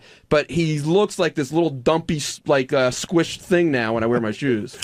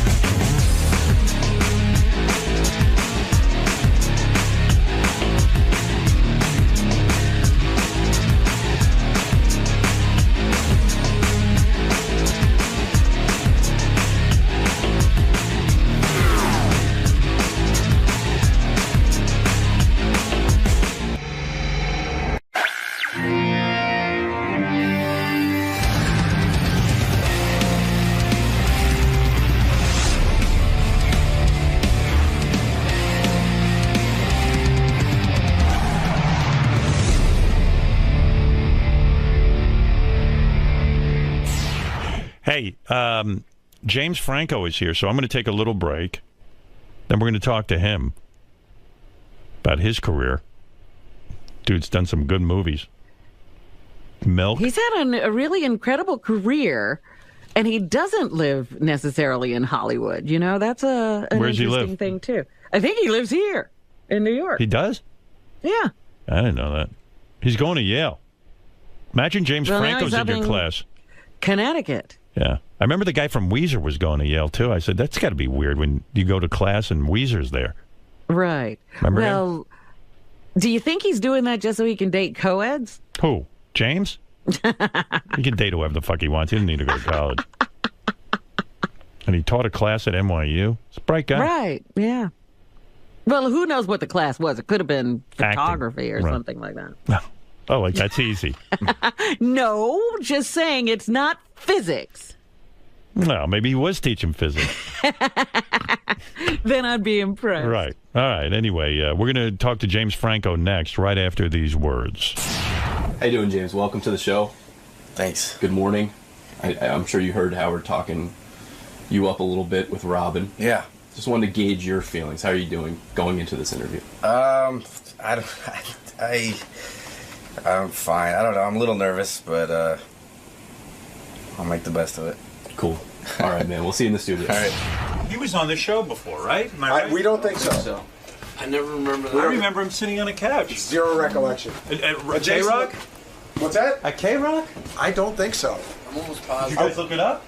We did. I've looked at. I haven't Wow. seen. All right, James Franco is here. He's got a new movie out, Spring Breakers. I could have sworn. Sounds like a comedy. I think they were on. I think they were plugging Pineapple Express together. Where'd you? Everyone's telling me you were never on before. I know you were. No, you're wrong, Howard. You've never been on before? No. So good to I meet you. didn't think so. I wouldn't forget that. I feel I know you. Yeah. Maybe you've talked about me a lot. Maybe it's from your I know movies. Seth has been on. But, Seth's been on a lot. Yes. How you doing, man? Good. You live in New York? I sort of. I live all over, but I have a place here. You got a place here and a place in L.A.? Is that how we're working it? Yeah. I have a very small place here, so I'm not. It's not like an extravagant. Not like your permanent home. But you say L.A. like you're disappointed that you live in L.A. Well, I lived in L.A. for 10 years. I grew up in Northern California, in Palo Alto. Then I went to L.A. to go to UCLA. I dropped out after a year. Wait a second. Back up for a second. Yeah. You grew up in Palo Alto, California. Yeah, you know it? Yeah, I know it. And, I mean, I kind of know it. I don't know it. But you're here all the time. When you went to UCLA to study acting, your parents basically threw you out of the house and disowned you kind of thing? Or wouldn't pay for it? Right. Well, no, the story is in high school, I was interested in art, acting, and literature. My father was in business. He had gone to Stanford and Harvard for business and mathematics. So he had dreams that I would become a mathematician. Right. When I didn't do that, the compromise was that I'd study English at UCLA. Right. As soon as I got to LA, I saw that half the city was in the movie business, and I thought, now's the time to try, and I wasn't in the theater program at UCLA, so at the time, I thought I could only do one. I couldn't do school and acting. So I dropped out of school and I went to acting school. So let me understand something. The old man's like a genius type, right? He's pretty smart. He was smart, yeah. Is he dead now? Yeah. Okay. And when they gave you all these edicts, were you good in math in high school? I was good. Well, I mean, because he pushed me. So that's what he taught me and my brothers. So I tested very, very well on the SAT in math. And what'd you get on your SAT? You could brag. I've never talked about it, but I want to know. I did. Did you get an 800? On the math? No, close. 7 what? 7 something good. No kidding. Yeah. Hey, you're a brilliant guy. Well, but you understand the old man was kind of like looking out for you. He was like, hey, don't become an actor. Did you act in high school? Were you in the school play and all that? At the end. Isn't it weird how you never even take an interest in that thing, but you might have it in your head that one day you'll be an actor? I was always interested, but right. I was shy. I was shy, and it's if you don't kind of do it regularly, breaking that ice and just doing it for the first time can be very hard. Scary. Yeah. So I love film. I'd go to plays in San Francisco to see plays in San Francisco all the time, but actually getting up and trying to do it was a very scary thing. What was the play in high school that you first went into? So that story is I needed an excuse to kind of, just push me into it. So I had a girlfriend that was in the drama department. She was asked to do a one-act play that one of her fellow students had written that happened to be like a romantic play, and they were going to kiss on stage. And I was pissed that this guy wrote this play and then asked her to be in it. It seemed like a real play, for my girlfriend. And so I begged her not to do it, and she smartly didn't listen to me. I mean, I was being, You were being a dick. I was being a little immature, yeah. Right. So, as revenge, in my mind, I thought, okay, you're going to go do that, then I'll show you, and I'll act to get, as revenge. Well, I'll show you. Yeah. But actually, it worked out really well. I got the leads in the last two plays of the year, so it was... Were you a popular guy in high school? Like, because you're a good-looking dude, so I figured that always works in your favor. I guess you could say I was popular, although Athlete? I tried. Yeah. I played football my freshman year and then dropped from the team. Right. And I played soccer, but not really competitive. But you were getting laid in high school, and you had girlfriends and all that stuff. I had a girl. I had this girlfriend. Her name was Jasmine for 2 years. Where's she now? Do you friend her on Facebook or anything? I don't do Facebook, but why not? It's not cool. Got to find Jasmine. Don't you want to hook up with that Jasmine? Like, just to I know. I'm in touch with Jasmine. Are you? Yeah. So is she like, oh, I want you back, please? You're this huge movie star now. I want you so badly. She wants you. No, it's more like she became really friendly with my mom, who still lives in Palo Alto. So she's now like a family friend. So when your old man, what did your old man exactly say to you when you got into UCLA? Okay, you can study English. Yeah. I want you to be a mathematician because there's tons of dough in that. Which, you could have been an actuary and make a ton of fucking dough, right? An actuary. Of course. Sounds exciting. My dad said to me, you should be an actuary. And I went, do you see that I get an F in math? I didn't even know what 4 times 7 was. Well, it sort of blew up in his face a little bit because I tested so well in high school. I tested out of having to take any of the required math classes at UCLA. Wow. So actually, after high school, I never took another math class. It probably was tempting in some aspect to go into math and make a ton of money, too, because it was a safe career for you. You're good at it, and there's tons of, they need people who are good at math. I guess I wasn't really thinking that way. I wasn't thinking, oh, I need a career to make money. I guess I always thought, I want to do what I love, and that was. Did you grow up wealthy? We lived in Palo Alto. We weren't on like the top scale of Palo Alto, but we were in one of the best cities in the country. Yeah. Well, your old man was so smart. But then you clearly got the brains too, because aren't you like a professor or something at NYU and all? Aren't you taking multiple classes? Yes, I went to... Which degree are we working on now? What are we working on now? Okay, so the way it worked out was I dropped out of UCLA. I went to acting school. Did the old man want to kill you when you dropped out of UCLA? That story... at the time it seemed like it, and they said they were supporting me when I was at UCLA. When I left, they said, we're not going to support you. So you went to work at McDonald's, right? Yes. How was that? It was very interesting, and I have a lot of stories from it, and I've actually it's given me a lot of material to write about, and What were you, a cook or a cashier? I worked the drive-through. So there's 2 stations for the drive-through: the guy that takes the order and takes the money, and then the people that give you the food. Is that the prestige job? I think that's the lowest. They didn't want me at the front counter. Why not? Were you just a goofball? It was really my first job that I took seriously. In high school, I had a job at the golf course, and I drive the cart in the driving range. But I'd read books as I was driving the cart. Right. And I got fired for that. And then... Do you still have your uniform from McDonald's? I wish. There a uniform? It might be in storage. It might be in storage. I kept, everything I had. Did you have to wear the hat? Yeah, but we had... For some reason, we had, purple hats. We didn't have, the cool paper hats. Must be a California thing. Maybe. Yeah, maybe. It was their new look, I guess, yeah. Yeah. It's amazing to think. They should have you on a commercial for McDonald's. Hey, I used to, I worked here. I bet you they could get a lot of actors who used to work there and do a whole campaign. Pretty cool. That this is the jumping off point for becoming a huge star? Eddie Murphy worked at McDonald's, too? Yeah, I'm pretty sure. I didn't know that. Yeah, I think kidding. when I worked there at the time, I was like, oh, Eddie did it. That's cool. Yeah. This is where all the celebrities work. Yeah. Oh, yeah. You know who else worked there? Kim Jong-un, the president of North Korea, or whatever he is, dictator for life. So you're at UCLA, you leave there, and now you're working at a McDonald's. Do you ever say to yourself, you know what? I'm a fucking idiot. Like, what am I doing? I was at UCLA, now I'm at McDonald's. Yeah, I think there was a moment where I remember a phone call with my dad, and basically he said that, like, look at what you're doing.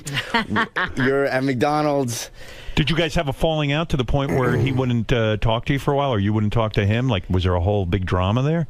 No, it was never that, and possibly because I actually didn't have to work at McDonald's for that long. I think I only worked there about 2 or 3 months. Then you got a job?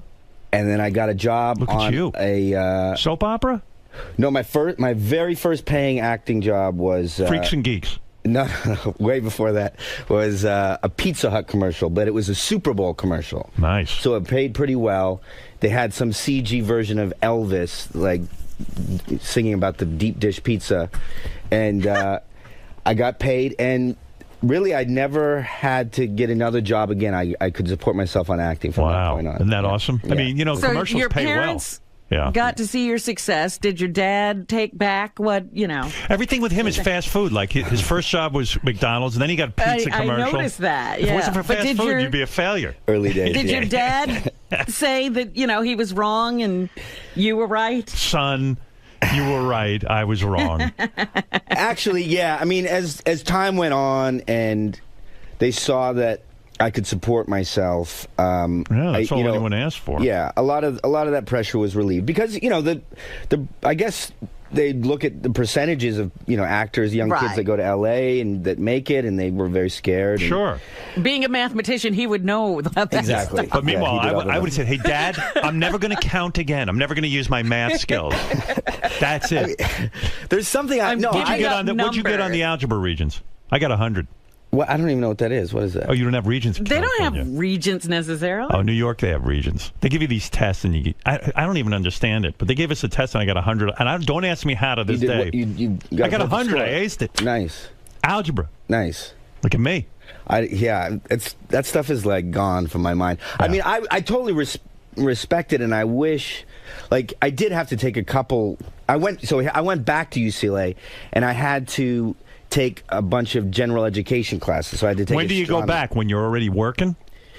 After about 7 or 8 years of working. Where were you at career-wise yet? Like, what have you done? Freaks and Geeks? So here's what happened. Yeah, I did the commercial. I did a couple guest spots on Pacific Blue, which is like Baywatch on bicycles. Yeah, who was in that? I don't know who was in that. Were you depressed? It might have had Mario Lopez from Saved by the Bell. He might have been on that. I think he star, went. Yeah. And then I did. Is he a nice guy or is he a douche? Mario's nice actually. Guy, He does interviews, I think, for E! Now. Or something. Right. Yeah, one of those shows. He's cool. He's a boxer too. I knew him from this boxing gym that I trained at. You box? I did a horrible boxing movie about what movie? 8 years ago. Did I see that? Probably not. You know what fucking movie I love that you did? What? The one where you're stoned in. I keep forgetting the name of it. Your Highness. Your Highness. You like that movie? I love it, and so does Jimmy Kimmel. He's the only other guy I ever found. I love that. I love that fucking movie. It's the funniest movie. It's these guys. They're high, but it's medieval times. Well, that's basically how the idea for the movie came. It's hysterical. David Gordon Green and Danny McBride went to college together. They went to film school together. Right. And they used to play a game where they'd sit around and you just come up with titles for movies. And so it was Your Highness. And they're like, oh yeah, a knight that is high and fights dragons. And it's funny as hell. And it got trashed in the reviews. Yeah. People didn't get it. I giggled the whole time. I think it was a tricky. There were a lot of tricky things about it. Somehow spoofing a fantasy film. It's hysterical. It's tricky. Like they did it well with Monty Python, but since then. Because people who love fantasy films need real fantasy, and you guys are goofing on it. But I don't know. Because I think those movies are so funny. Yeah. When you're in a movie like that, Did you, when you went to see it, like after it's all done, did you say, "Oh shit, this is a real turkey," or did you think it was good? I thought it was okay. Yeah. Were you nervous, career-wise? That came. No, I mean, not really. I mean, that came at a weird moment because. Hadn't you done Milk just and gotten like the Academy Award or something? No, the writer and Sean Penn got the Oscars. You didn't get an Oscar for that? No. You were nominated? No, I was nominated for 127 Hours. So thank you. Thank you. Did you win for 127 Hours? No. Who won that year? King's Speech, Colin Firth.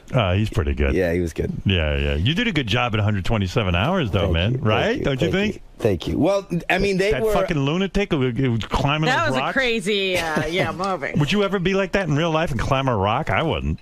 No, I don't do anything. I don't do much athletic stuff. Yeah, me either. Yeah, That's why I've got a tuchus filled with cellulite. But Well, don't you worry? You don't sit around worrying about your looks. What's that? You don't sit around worrying about your looks and saying, "Oh, I have to go to the gym and." I mean, you work out. I beef up. I have my own little routine. I do about 15 minutes a day. I do the minimum because I don't want to go Brando, but you got to stay in shape, dude. You're a leading man. All right, so I do pay a little attention. I have my little sit-up routine and that kind of thing. Oh yeah. What do you do? Like intense workout? What do you bench? It's not that 15 minutes, no, he said. 15 minutes. Did you bench more than 95? You can hardly warm up. I haven't done a bench press since high school. I bench 95. If I could do that 10 times. That's nice. You should You and see me me. would be good gym partners. In the gym, I act like I have a bad back. So I girls, need a spot. You know, when girls are looking at me, my trainer spots me at 95 pounds, and I go, by the way, I hurt my back. I say it really loud. But I can do some pull-ups and stuff. Yeah, I'm pretty good on that. Well, you look thin. I mean, it looks like you could do a lot of I'm pull-ups. fat thin. Like I take my clothes off and there's a belly and tits. My brother, has a word. It's word for that. It's called skinny fat. Skinny fat. That's me. Yeah, it's such a mess. But man, I'm losing it all. That's all. I hit the wall at puberty. So wait, get back to your life. Okay. So you're working at McDonald's. Mm-hmm. You get the fucking career going with the pizza commercial. Yeah. Then what's the big break? Freaks and Geeks? Yes, exactly. I did another guest spot on The Profiler. It was a show with Robert Davi. Do you know who that is? Robert Davi. He played great character actor. Yeah, he's in the Goonies. You know the Goonies? Yeah. Yes. He's one of the villains in the Goonies. Oh, okay. And he's actually I think he sings opera or something. He's won some Grammys or something, but he's got a kind of severe face. He plays villains a lot. He's got a skin condition. Okay. That's a severe face. That's the nice way of saying. Thanks for saying that. I like that, though. I know a lot of dudes with severe faces. But I want to give him credit because I was doing The Profiler, and and it was pilot season, and he worked on the sides for Freaks and Geeks with me for the audition. And I went in, and I met Judd Apatow and Paul Feig, the guys that created that. Those are the right guys to meet. Yeah, but they were, Paul had really done nothing at that point. He was an actor. He did Sabrina the Teenage Witch and stuff like that. So he wasn't anywhere at that Isn't point. that so much of Hollywood, though? You got to kind of schmooze and know people and get to know the good writers and all that stuff. I mean, it's a pain in the ass career, isn't it? Well, you don't have to audition anymore, right? No, not really. But with Paul, I think if you know Judd, Judd is a guy that really gives people, shots. So if you know Judd, you don't have to go through all the, hassle of kind of schmoozing in Hollywood. So Freaks and Geeks is the big break, right?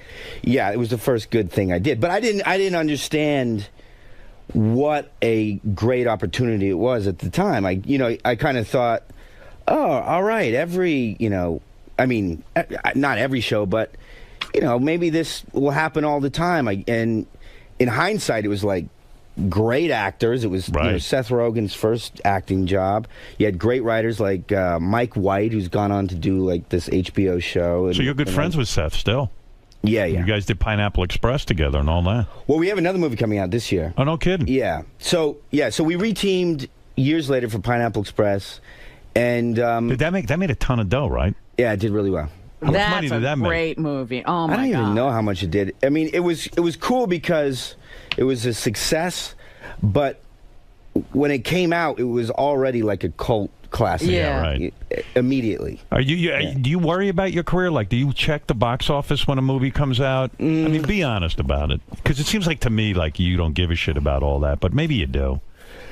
Yes and no.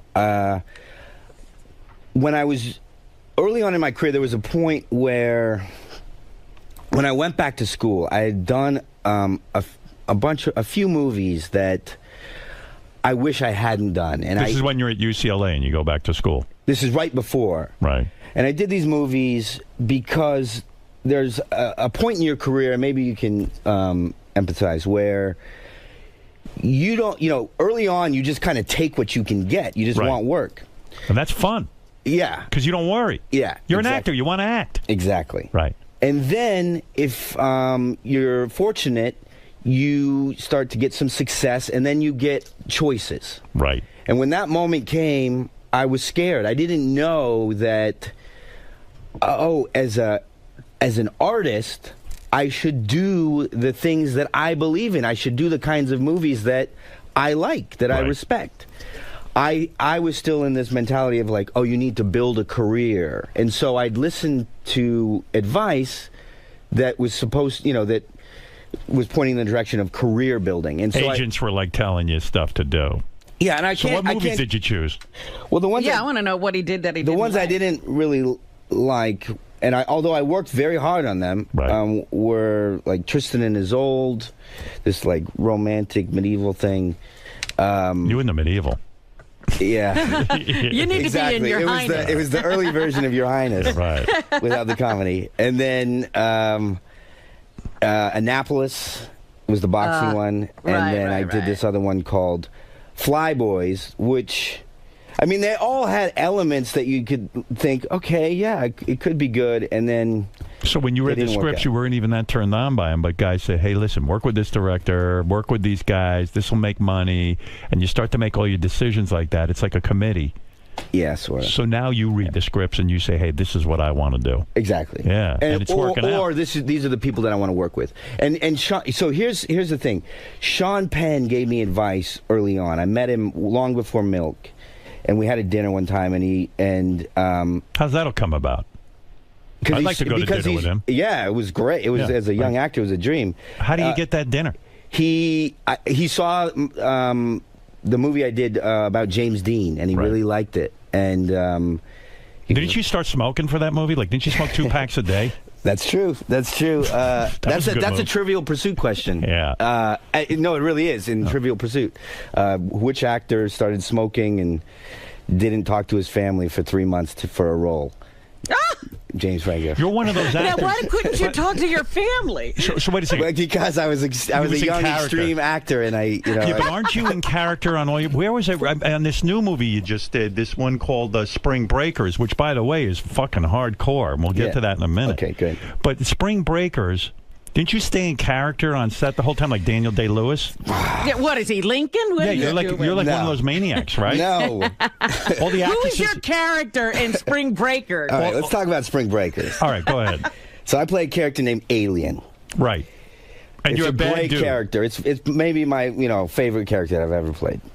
You're a bad guy in this. I'm bad, but as he says, he's a gangster with a heart of gold, and he is in a way.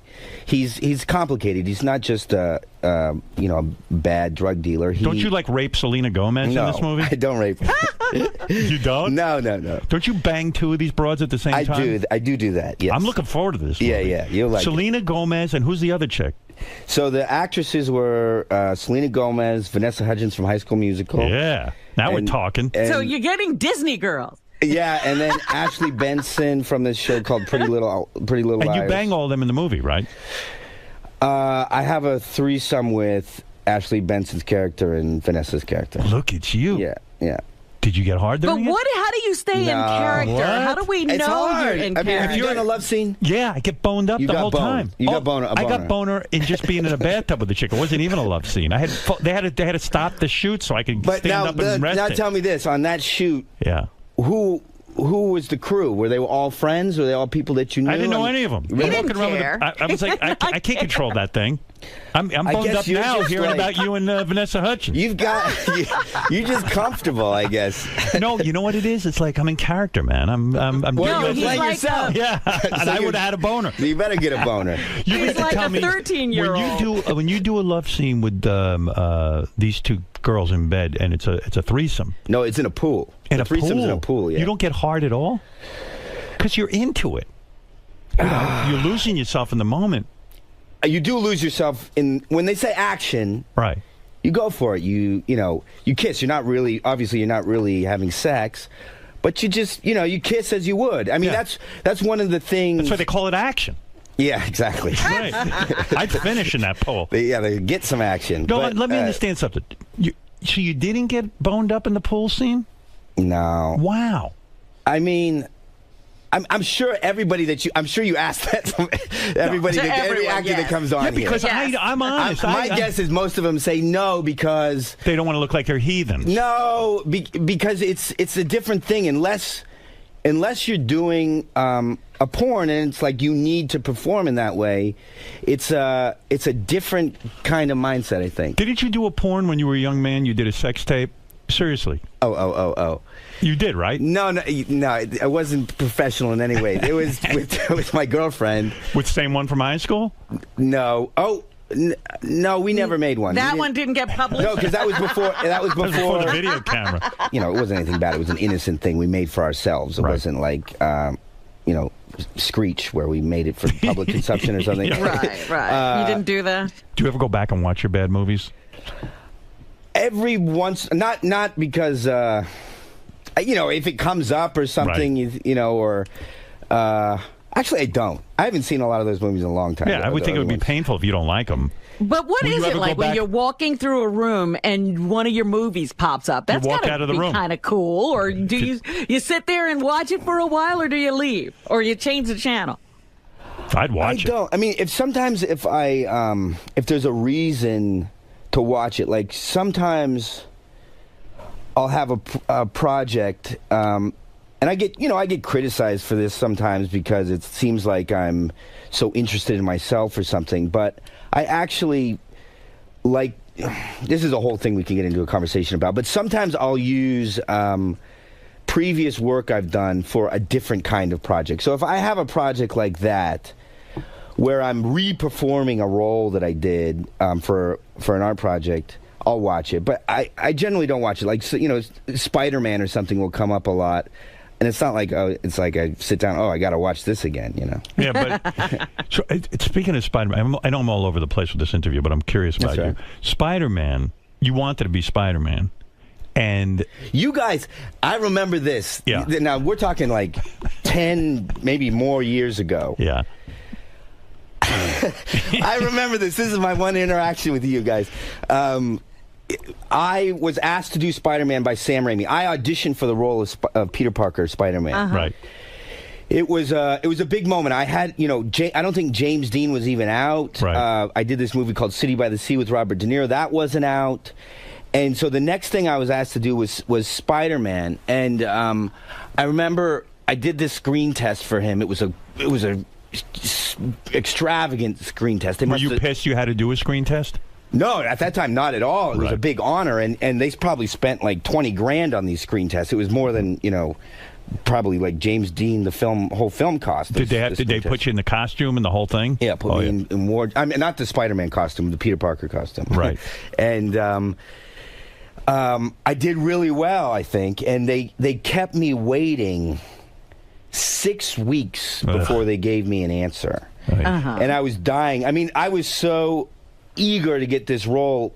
My manager at the time actually fired me because I'd call him every day asking about it. And he gave me to his partner, and now I've been with his partner ever since. Can he understand that you're a young actor, anxious for the role of a lifetime? I mean, look, the guy's got lots of clients. He's busy. I'm sure he could understand, the first 3 weeks, but then every day the next 3 weeks. Were you thinking paycheck on that one? Because like if you got the Peter Parker role and you're in every one of the franchise movies, I mean, you're talking about you're set for life, right? I honestly. And I want to tell you guys what you guys said. Yeah, because I want to get back to that. It was you and Robin. So So finally, what did we do? Finally, there was I had heard, because I was checking up every day, that they were interested in Toby, but he didn't want to audition. And then there was one morning where I was shooting on the Sony lot. I think I was still doing James Dean at that point. And I drove onto the lot, and my car drove past this other car, and it was Toby was getting out. And we kind of locked eyes as my car drove by. And I kind of knew, my heart sunk, because I knew in that moment, like, oh, I bet he gets this role now. Yep. And he did soon after. So they told me, all right, you didn't get it. I was very upset. And then like when you talk upset, I mean like depression, because you'd bugged your agent every day for 6 weeks. I mean, because your heart was on the line. You would have been good for that role. Yeah, I mean, I here's, and now you again, you probably won't believe me, but I honestly think Toby was the best guy for that role. He had both sides. He could play the nerd very well, but he could also play the you know what I'm thinking with you that comes out. Maybe you were too good looking, because Toby actually isn't that, like, he's like, yeah, he could be Peter Parker because you believe he was a geek. Like, no one would believe you were a geek because you're good looking. I mean, Toby models for Prada and stuff. Now he does. Now that he's Toby Maguire. But he might have been a douche in high school, right? He played the nerd really well. Right. I'll say that, yeah. I know Toby. Toby's done the show by the time. Yeah. Okay, good. Yeah, he's a good guy. So anyway, get back to this. Okay, so then Sam Raimi, the director, came back to me and said, hey, I really like you. I know I didn't cast you in that role. I want to work with you. Will you play the best friend role? And at that time, because I thought I was, I was a very serious young actor, I actually said, well, Sam, I have to think about it. Because... asshole. Yeah. All right. Because I had... In hindsight, I did the right thing. I said yes. But at the time, I had, an offer on, these cool little indie films. And I thought, well, do I do the cool indie film or do Spider-Man? And also at the time, there weren't a lot of these successful superhero movies out. No. The only one that was really cool was Tim Burton's Batman films. Right. And so it was like, do I want to be the best friend in this movie that might, be silly? I don't know. So I had to think about it. And somehow that got out, that I said, thought about it. And so you guys said, James Franco had to think about doing Spider-Man. Yeah, right. So that's what you guys said. So well, hey, man, jump in. Well, we were right, weren't we? But I did think about it. I was an idiot for having to consider it, but I did think about it. No, I get it, because you were disappointed that you didn't get the Spider-Man role. And you're like, now I'm second best and all this kind of crap. Meanwhile, who knows ultimately, like, you think Spider-Man help Toby's career in the long run? Because sometimes you do get stereotyped. You get stuck, yeah. It's I'm sure it was a tough thing, because he was so identified with those films. He certainly got opportunities, and the way the movie business works, it's called the movie business for a reason. So being, a big star after that movie certainly helped, and he did get, some good jobs. He did. That one with the horse, Seabiscuit, yeah. I remember I wanted that one too, but and it he was got that. Do you like him? Are you friends with him? Yeah. He's a tough guy to work with, though, right? Isn't he like all moody and shit? He's not. Is he? He's not moody. I worked with him 3 times, so I know him, as well as anybody, as far as his acting behavior. He's not moody. He's just extremely meticulous. He wants to talk about every single thing, which is, if you have the time, it's great. Right. If you don't, though, it could be a real pain in the ass. Were you busy? Was he bothering you? No.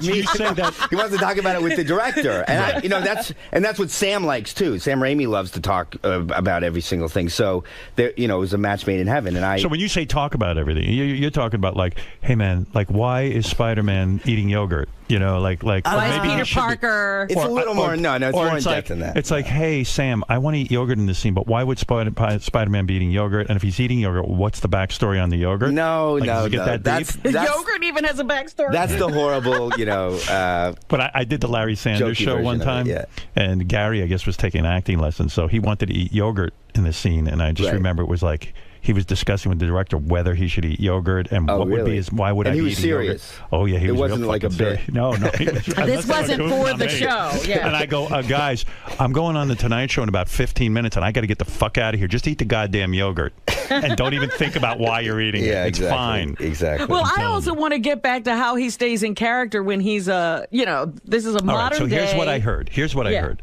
On the new movie Spring Breakers, which is coming out in theaters right now. No, let me finish with Toby, though. His notes are always smart. The discussions are always smart. Wait, second guessing what you just said? No, not at all. I just don't want it to sound like I'm saying, oh, yeah, Toby was asking about eating yogurt. No. What's he doing now, Toby? He's got a new movie he's coming out in Great Gatsby. Gatsby, yeah. Is he in touch with you a lot? Like, do you guys talk, or is it like once you do a movie, that's it, you move on? We're in touch, actually. Actually, he's... I think he's a producer on a movie I'm going to do called Good People. He produces a lot of films. Right. Yeah. So you're friends with the guy? Yeah. Oh, okay. I go to the house. I used to go to the house. What happened? Okay, so now he's married. what happened? We're just busy. He's got 2 kids. What's his story? Who are you seeing?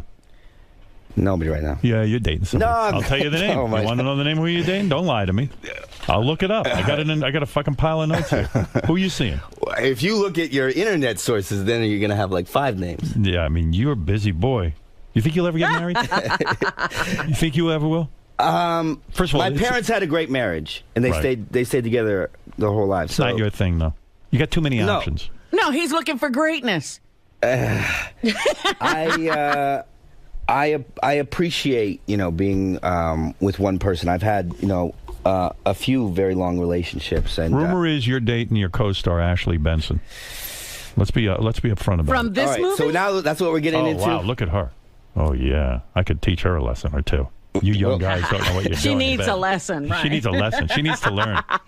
Is that your type? Is that your type? What's your type? She's my type. Yeah. What's my type? You got a lot of types. I'm a vagina man. Anybody got one of those? They're my type. Are you crazy? Yeah, she's cute. Is she your girl or what? No. You claiming her for your? No. No history there? No, you didn't fall in love on set? That happens a lot, though, right? You fall in love on set? So here's the thing on set. Go ahead. I had these 3 beautiful young actresses. Yeah. And then plus the director's wife played the 4th girl. So she was off limits. Right. Selena Gomez was dating Justin Bieber. I think they've broken up, but they were dating when we did the movie. Is she too young for you? How old are you now? I'm 34, so yeah. So if you date an 18-year-old, you'll date an 18-year-old, right? Well, he didn't want to get beat up by Justin Bieber. That would be, not a thing. Would you date an 18-year-old seriously? A very mature age. Yeah, very mature, like a Selena Gomez. Very mature girl. Yeah, I don't. Yeah, you would. You have. Come on. Once I hit 30, that's What's your cutoff at 30? I mean, 20s are still fine. Yeah, that's okay. Yeah, right? That's cool. Yeah. I say, hey, why not? They're adults. They've been through, hopefully been through college. Sure. Yeah. Why not? Yeah. I thought it was odd this week. I heard people making a big noise that Bradley Cooper was dating a 20-year-old. I was like, what? Oh, Bradley's I thought he had not that old. I thought he Bradley had Zoe was Zaldana. No, he broke up with her. Oh, really? He was in here. He was seeing Zoe. I heard your interview with him, actually. It was really good. Yeah, he's a good dude. I'm following his model. Yeah. You guys had we had a good time. It was funny, but he didn't destroy himself. Right. You're going on that pattern. Okay. A good pattern to go on. That's what I'm trying to You're walking a very funny line. Wait, you know what I got to ask you? It was funny, but it wasn't the Brett Ratner. No. Okay. I'm trying to. We know where we don't want to go. Yeah. Hey, answer this question. Yeah. Okay. The whole Anne Hathaway Oscars thing. Okay. All right, let me revisit it now, for a second. we can revisit, I'm happy to revisit this. Go ahead. But you're going to have to take the lead. Good. And if you want to talk about it, you're going to have to give your opinions, okay? I'll give you my opinion. Okay. My opinion on that whole thing when you hosted the Academy Awards with Anne Hathaway was this. And it sort of gets back. I think Anne Hathaway is a fabulous actress. Mm-hmm. I truly do. Yeah. She gave 2 great performances last year. Absolutely, right? Yeah. But I think, everyone sort of hates Anne Hathaway. And I've explained that I do, too, and I don't even know why sometimes. Okay. But the reason I don't like her... Okay. And you tell me if you think this is what's happening. She's sort of like... She does not want me talking about this, but okay. All right. Who cares what she wants? It's what we want. Okay. She's not here right now. Yeah, right. Okay. Tell her to come in if she wants Tell her to come in. Right. Are you still friendly with her, by the way? We haven't talked in a while, no. Okay. My thought on that is that she's just so affected actressy that even when she wins an award, she's out of breath, and then she has the standard joke that sounds like it's written, and it all seems so scripted and acted. Yeah. It's just, she comes off like the goody two-shoe actress, and it's just like fun to sort of hate her. And I hate's a strong word, but dislike her, even though she is a great actress. Yeah. Is that accurate? I'm not an expert on, I guess they're called Hatha haters. Right. I never heard that.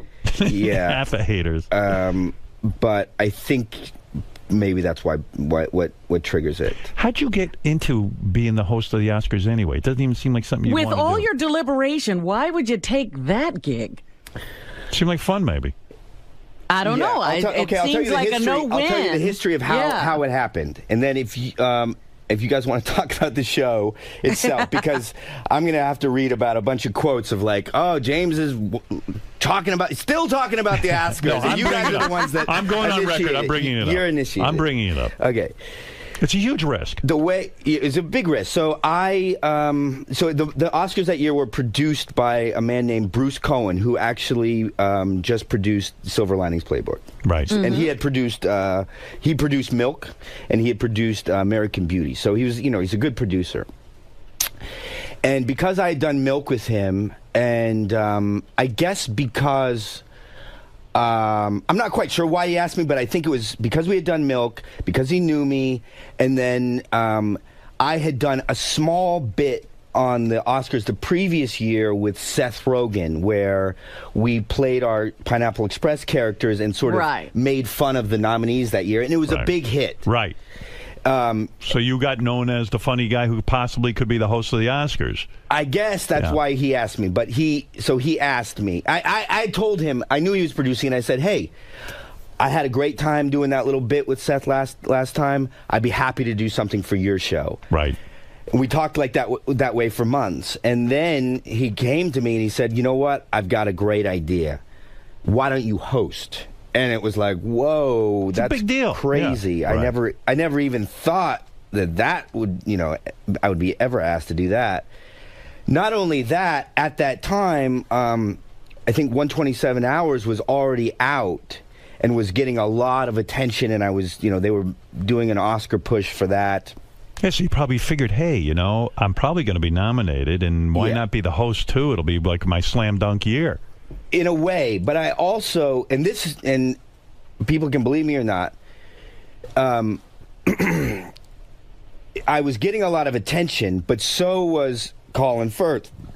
And people were already saying, Colin Firth is going to win. Right. If there's any sure bet this year, it's Colin Firth is going to win the Oscars. And even the night of, the day of the Oscars, I heard interviews like, it is like I can't remember. I don't follow football, but whoever was in the Super Bowl that year, it's as if that team was going to play a high school football team. It's that sure. Yeah. And so that was the attitude. And did you want the Oscar really badly? I get it. I mean, why not? Well, here's my feeling about it. Sure, it's great to be recognized, and it's great to be recognized by your peers. But the situation that you get into when you're in an Oscar hopeful it's like running for office, but you can't. There's no ticket to run on. You've already done the work. Right. The movie's out. It's not as if you can go out and say, I stand for this, stand for this, stand for this. Yeah, all you can do is go out, be nice, kiss ass. And who do you kiss ass to? The Academy. But who's that? You just got to go around and just be likable. Right? You got to find them. There's a round of screenings and parties that you go and mingle at, which aren't bad. I mean, it's fine, but you just feel a little it's embarrassing. Phony. Yeah. And especially when it's perceived that you're kind of running for it. So that's why you get this reaction from people that are hopefuls like, oh, I don't like this. I feel uncomfortable, because you do feel uncomfortable in that sense. Everybody from Clooney to Joaquin Phoenix have had, similar responses. They say it in different ways, and it's because of that awkward situation you're put into. Yeah. So is that why you take the hosting gig? Exactly. Because that way. So this is what I thought. You know what? I'll be friendly to the Academy and no. No. Not to get votes, because I was told. Believe me, everybody on my team said, "Look, only one host that has ever been nominated. Only 8 hosts have ever been nominated, and only one of those 8 have ever won while they hosted. I think it was David Niven. I think. Right. So, whatever that means, it looks like the percentages are bad for the host. So if you host, you're cutting down on your chances even more. And I honestly thought to myself, you know what?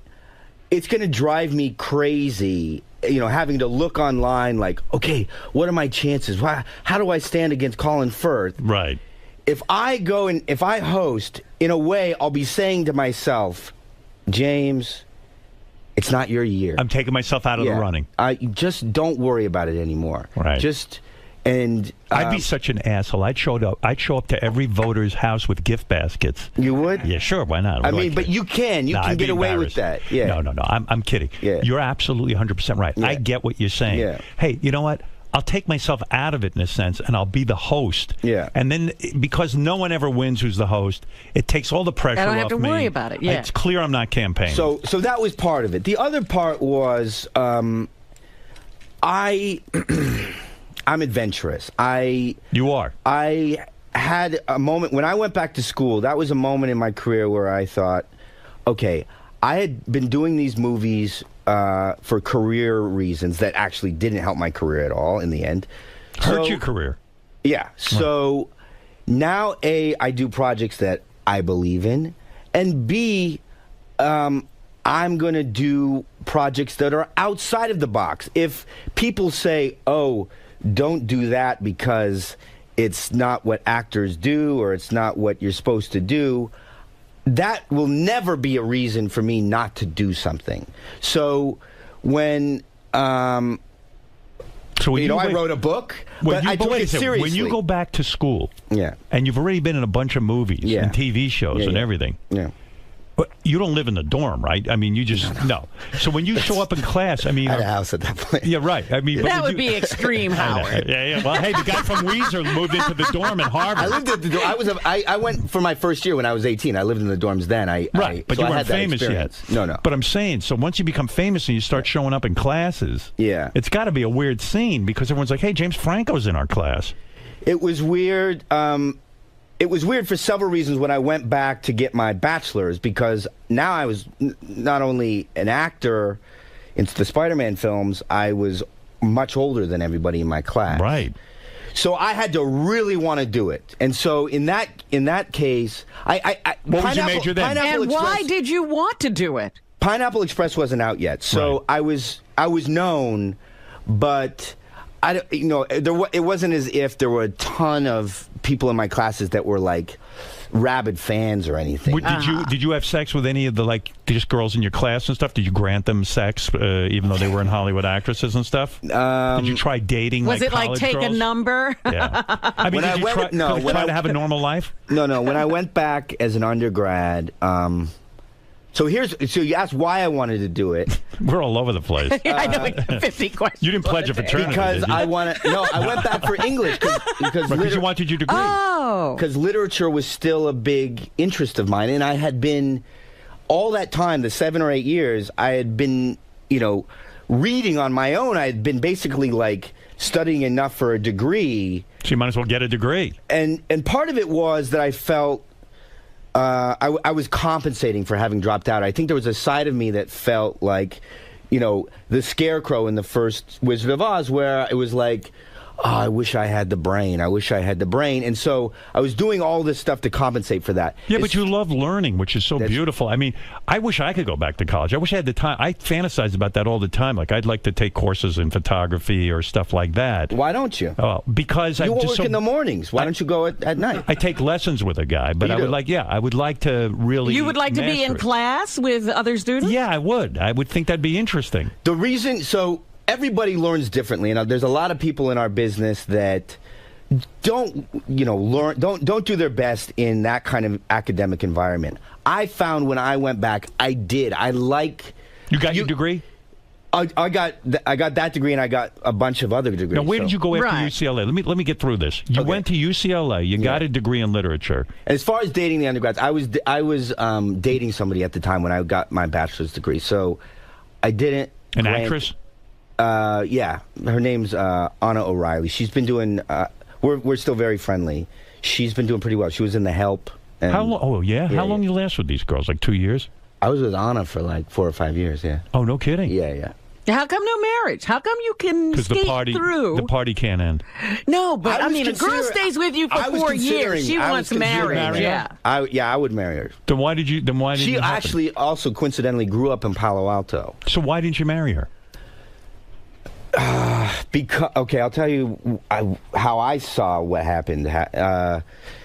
I graduated. I got my bachelor's from UCLA in literature and art, and I loved it. I found my new love, and it was great. Like you said, it was. I figured out. Oh, I got my bachelor's, and then graduate school. If you get accepted, you get to focus solely on what you love. Fantastic. Perfect. Right. And with writing. Where'd you go to graduate school? Okay, I went to a lot of places. I went to Columbia for fiction. Did you end up teaching a class at Columbia? I haven't taught at Columbia. I went to NYU for film. You taught NYU? I still teach at NYU. No kidding? Yeah. I'd go to your class. Why not? What's Professor Franco teach? Yeah. I teach physics, Robin. What do you think about that? Do you grade papers?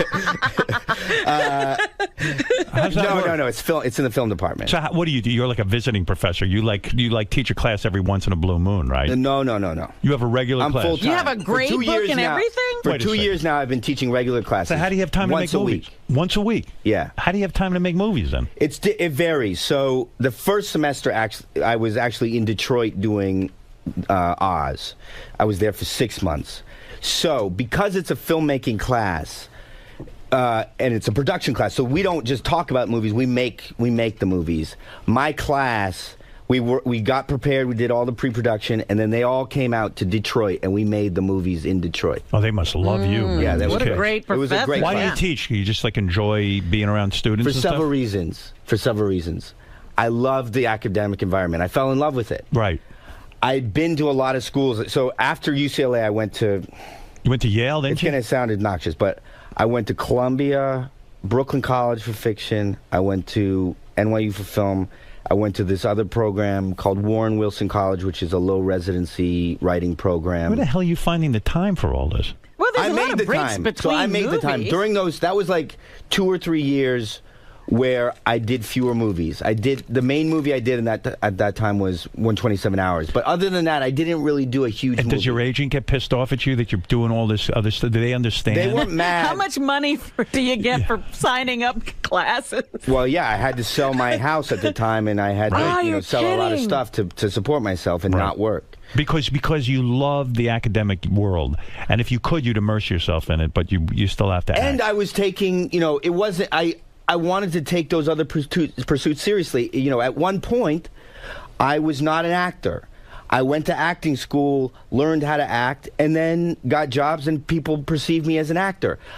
I felt like, well, why not do that with my other interests? Why am I only an actor? Yeah, right. Why not take those as seriously? And so and by going to these places, sadly but fortunately for me and all the other students, writers usually have to support themselves with an additional job. So you get all the best writers as your teachers. Do the other students resent you in a sense that they're like, hey man, you already have a career and stuff, like this is just obnoxious? Well, there are yes and no. There are, if you want to get into the details of the different programs, there were, I think, different attitudes. I felt different in the different places. So in the writing programs where you essentially work on your own, you go and write your own thing, and then you bring in the work to the workshop, and it's critiqued by the group.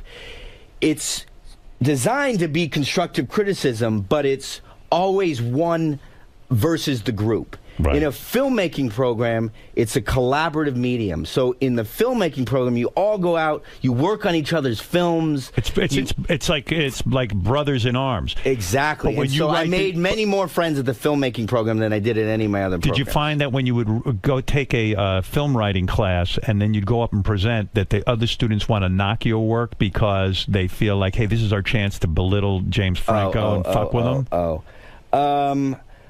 Yeah, not in the. I mean, the film program was just everything. So we shouldn't isolate it just to film writing. And the writing programs I was in were fiction. So let's be clear about what I was taking. But there were moments, even in film school, which is the one I liked the most, where I rubbed people the wrong way. I did I'll tell this story. So in the second year in film school, you make one film, a 10-minute film, and then at the end of the year you have a marathon where where the class shows all the films together and they invite friends and family. So I made a film called The Clerk's Tale. It was based on a poem. I thought it was really well done. It got into Cannes. Wow. And then there was one teacher who didn't like me. She was weird. She was so nice to me in class, but whenever I had to present my films to the faculty for evaluations, she became a different person. And, like, I just knew after a while, oh, okay, so-and-so is going to rip it apart. And so she ripped this one apart for reasons that everybody else praised it. So it was just like, you know, her comments are useless.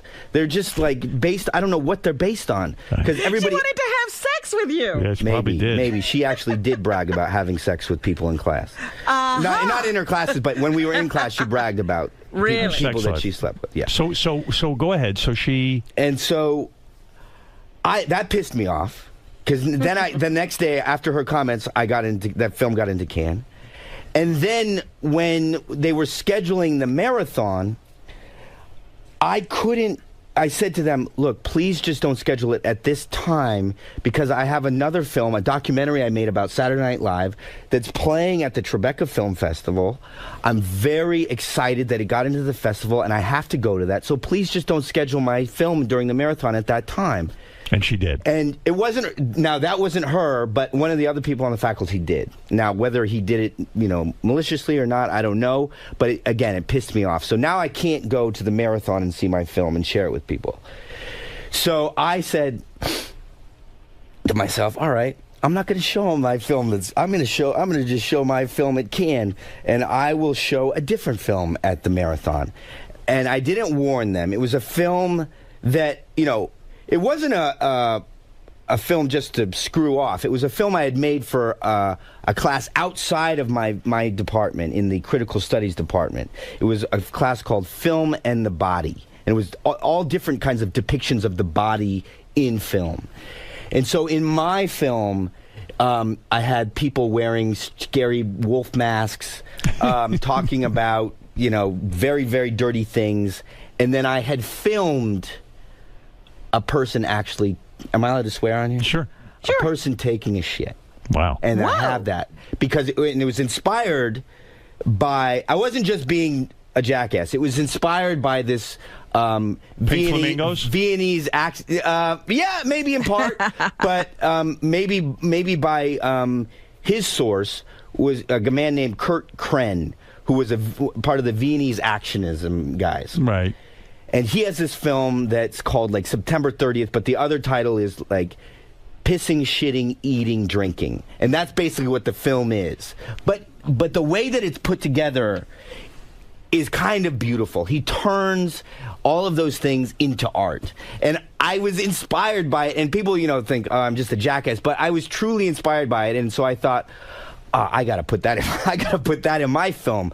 I gotta put that shitting in my film. So, was it a dude or a woman shitting? It was a guy, and it was actually a shot that I was trying to put into The Clerk's Tale.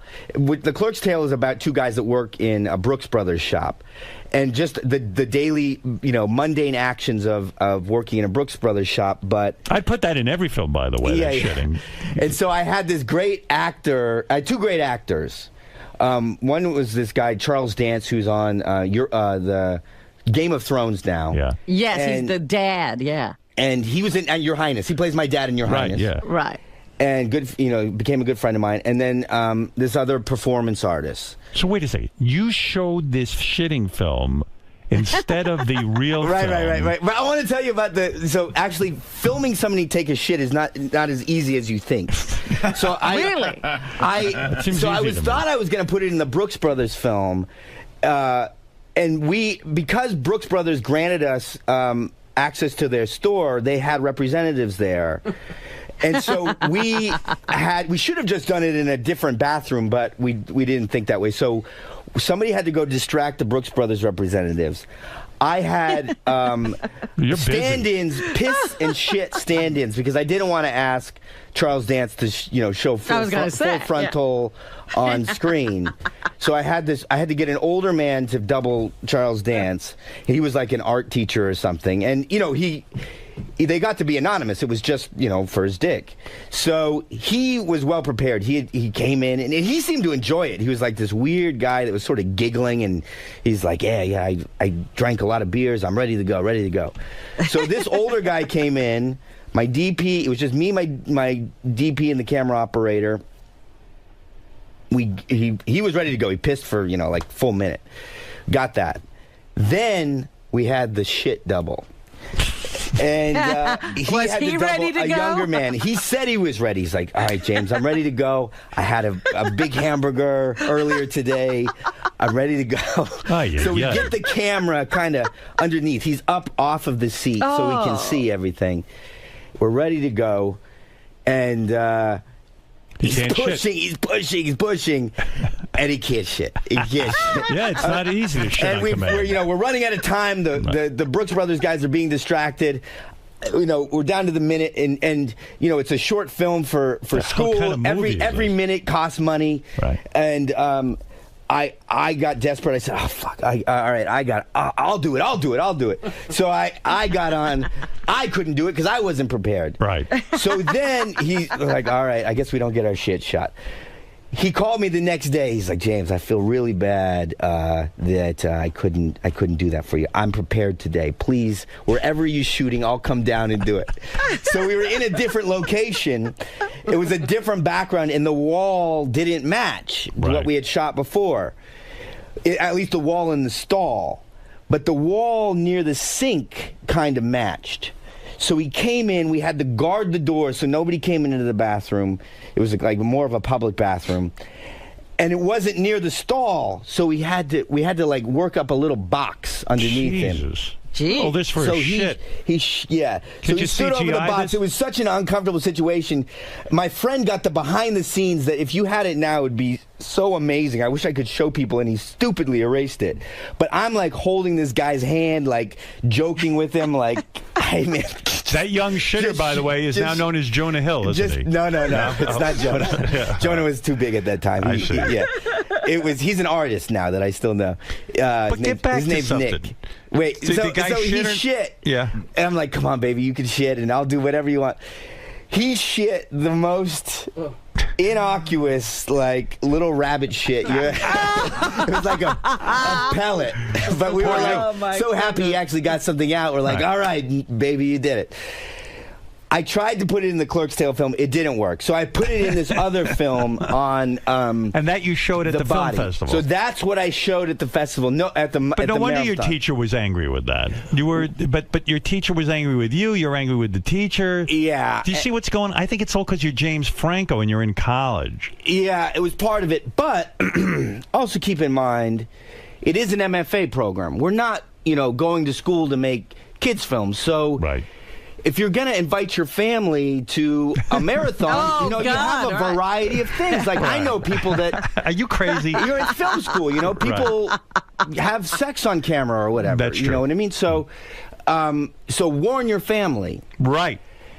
But but I didn't warn So there was anybody no else. warning, no warning. Yeah, and not only that, I wasn't there, so I'm just hearing it, from secondhand. That they showed the film, people were shocked, and then not only that, There was one film in kind of my segment after that, and they probably thought you were goofing on the film festival too. They probably thought you were being disrespectful. Right. And there was a part of me that was being a little naughty, even though this film had been well regarded and got a good grade in the other class. I was taking it out of context and, in a way, trying to, Isn't it funny that you care that much about getting a good grade, though? I mean, at this point in your life, but I mean, it's kind of sweet in a way, right? Because you're still I don't care about grades. You don't. I don't. No. But didn't you get a teacher fired for giving you a D? No. So that's now I can't really talk about this too much because every time I talk about it, he comes back with a new lawsuit, like I'm, slandering him when he's the one who made it public. But I will make it clear that he was not asked back. He wasn't fired. He just wasn't asked back. He was on a 3-year, thing. He just wasn't asked back after 3 years. He knew that he would get attention if he went to the New York Post and said, I was let go because I gave James Franco a D. I knew I was going to get a D in that class. It was when I was doing 127 hours. And you couldn't show up for class. I went to him and I said, here's the case. I'm really sorry. I've been passing on movies for the past year and a half to go to school. I can't pass on this opportunity. I'm still doing all my work for film school. I'm going to turn in my thesis, but I cannot physically be in class. Right. So whatever grade you want to give me, I'm okay with. He said, I'm gonna give you a D. I said, okay, that's fine. A deal. Right. That was before the semester even started. Right. Then I did 127 hours. Somebody asked me on a video, it was just asking me, what's it feel like to be nominated for an Oscar or something? There's anything funny about it? As a total joke, I said, I've got something ironic. I am nominated for an Oscar, but I got a D in acting class. Right. Not criticizing the guy or anything. I obviously was not upset over the D. Right. So it was a little joke. I think the teacher even put that little interview on his Facebook page. Like, he thought it was funny. Right. Then he wasn't asked back. And so he brought that back up as if any professor would ever lose his job for giving a student a grade. It's true. They're protected against that kind of thing. As if anybody in my department even knew I got that grade. They don't care what grade I got. Right. And if you're not asked back or fired as he claims he was, that has to go through a series of committees. So you think the dean of NYU said, oh, he gave James Franco a D. Get that guy out of here. Yeah, it does seem like you'd have a little too much power in that situation. It's ridiculous. Not only would that never happen, I didn't care. Nobody else at the school wait a cared. second. Listen, we're running out of time, and I got to get back to two subjects. Okay. Number one, your new movie. Yeah. And number two, I still want to get the Anne Hathaway thing figured out. Okay, fine. All right, so we got to get to everything. Okay. All right, now get back to Spring Breakers for 1 second. Let me understand this. This ain't no fucking a party. This movie. This is a dark film, right? I mean, it's dark, but it sounds good. It's so smart. You're a bad dude. Be warned that it's not. It's not You're just a warning fun people romp. now? You know right. So no, but go see it. I think it's guy. One of the most innovative films that's out. I think because I teach at film schools. I not only teach at NYU, I teach at UCLA, USC, and Cal Arts. Look at you. So I know what the film students are like now. They are all going to be influenced by this movie. Before this, it was Tree of Life. This is going to be the new movie that influences all the films. I might have to audit some of your classes, man. You can come. Yeah, I'm no, you know what you should do? What? You're friends with Jimmy Kimmel? Yeah. I get cool people. They need the right attitude. Yeah. I think you probably have it. They come in and work on the films. So Jimmy did it, Kristen Wiig, Natalie you're asking Portman. the wrong person. I ain't working on any film. Why? What do you mean? You're I'm going to shy? be a grip? No, you act in it. Oh, act? Yeah. I'm too big. And a student film. Oh, come on. You've seen Private Parts. Jimmy I got did robbed. It. Natalie Portman did it. Natalie Portman, who's she? Oh, come on. Oscar winner. Listen, can I shit in the movie? Yes. Yes? All right, well, I'll do it then. Okay. All right, so what I'm saying is, get back to it. Did you bang your co-stars in the movie? No. So, that's it? That's what you wanted to get back to? Of course he was. That's what this whole interview was leading up to. I mean, you know what it is? You got so many good stories. It's very involved. I mean, I'm torn between Anne Hathaway, the Academy He already said he didn't bang anybody. So Selena was with Bieber. Ashley was with Bieber's style guide or whatever. Right. And Vanessa was with somebody else. Now, why did Vanessa say that she was scared of you on set? Because she said you sat in the corner and read books the entire time, and you were in character. That's scary. You were in character. So tell me this: how is that in character? If I'm reading books, that character hasn't read a book in his life. Right. I was going to say, how do you stay in character? She said she was scared of you. The only way I stayed in character is that I couldn't take my cornrows out. You know what I mean? So that's how I stayed in character. So you don't stay in character the whole time? She wasn't scared of me. I was very nice, and She said she was scared. Maybe she was scared because she had never done a film like this before. So I think she's reading being is asked scary. to do a kind of acting where she's much more vulnerable. Because she's like a teen, nice kid, and then all of a sudden now she's like in a gangbang scene or something. Yeah, and Harmony, makes his movies. He puts people in scary situations. We went to real locations where there are real gangsters around. We went to this pool hall. There were guns around. There was bad stuff that was going on just before we got there. But she shouldn't be afraid of you. My character kind of fit into that environment. So maybe, in her head it was so you don't stay in character like Daniel Day-Lewis the entire time. Here's what I appreciate that approach. And here's what I appreciate.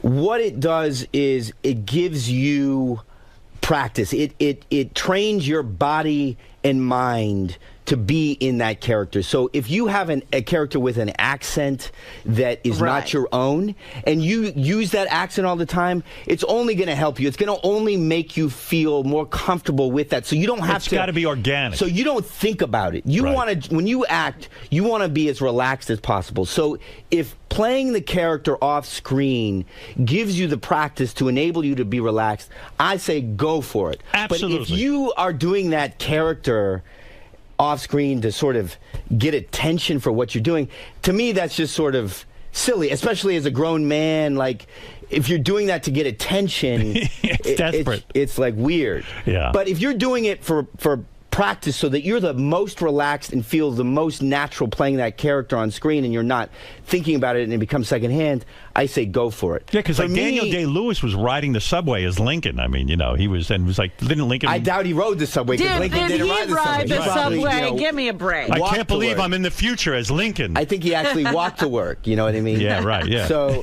or took a horse and buggy and split rails. I think he did. I mean, I think he rode a horse to work on the So Crucible. you were not in your new movie. You were not in character 24/7. Maybe the accent stayed with me just because I have a weird and embarrassing thing that I just do. It's a habit where I'll take on somebody's accent that I'm talking to, and I probably just kept the accent. But it's not like I kept my what was your gold accent grill in, and what were you like a Puerto Rican or a black accent? Southern? No, like just Southern, but he was a black guy. Southern gangster. Like what? Hey, yo, ma. Yeah. Yo, ma. Not like that? Oh, ma. God. No, I never said ma. But I said that. What did you say? Just like spring break, y'all. I said y'all a lot. Let's spring break, y'all, like that. But so so you have to stay in character in order to keep that going. But you don't stay in character to the point where I wasn't smoking blunts off screen. I wasn't saying let's go get some Do you get bitches high with at all? big booties or anything. People like always think you're high, but I don't. Yeah. You do get high? No, I don't at all. Right? No. It's just it's acting. Yeah. I mean, I guess I have a way of talking that I played a stoner. I played several stoners. I have a way of talking where I guess it's slow. I have very squinty eyes. So I guess it appears like I'm stoned. And people thought you were stoned that night on the Oscars because you were. But you know what? Here's my theory on why you acted the way you did on the Oscars. And tell me if I'm even close. Okay. That girl, Anne Hathaway, is such a big personality. Yeah. That when I'm around people with those kind of big personalities, even in a work environment, I just clam up because they don't give you fucking room to do shit. Yeah. Is there any truth to that? So I'm going to try and say all of this without trying to sound defensive, because I'm not defensive. I did it. I did my best. Did you at any time feel that you dropped out? Because that was one of the claims, that eventually you stopped doing the show. Maybe I did. You know what? I haven't gone back and watched the broadcast. This is what I felt I was doing. It's similar to what Howard is saying, but in a nicer way. Ann is big, and a lot of her bits called for her to be big. I've learned from doing comedies and buddy comedies that you usually have a straight man and a wild man or funny person. Right. She was obviously going for the big part. Yes. And instinctively, I know as a performer, okay, let's not have two big people competing with each other and just trying to overdo each other with the bigness. I'll go the straight man role. Right. Maybe I went too far and became the subdued and stoned almost man. absent. But you didn't do it because you were ashamed or embarrassed by her or any of that? No, let's not all put it all on her, because it's not. It wasn't just Ann and I there. There's a team of writers, a team of producers. Were you unhappy directors. with the writing? Yes, right. But I get it. But when did you know? Did you try to back out? Did you try to get out of the thing? I guess I didn't try to get out of it. Right. I mean, I knew that bits had been cut that were good bits that were going to give it life had been cut before. So I knew. Yes. Did you complain? Oh yeah. Yeah.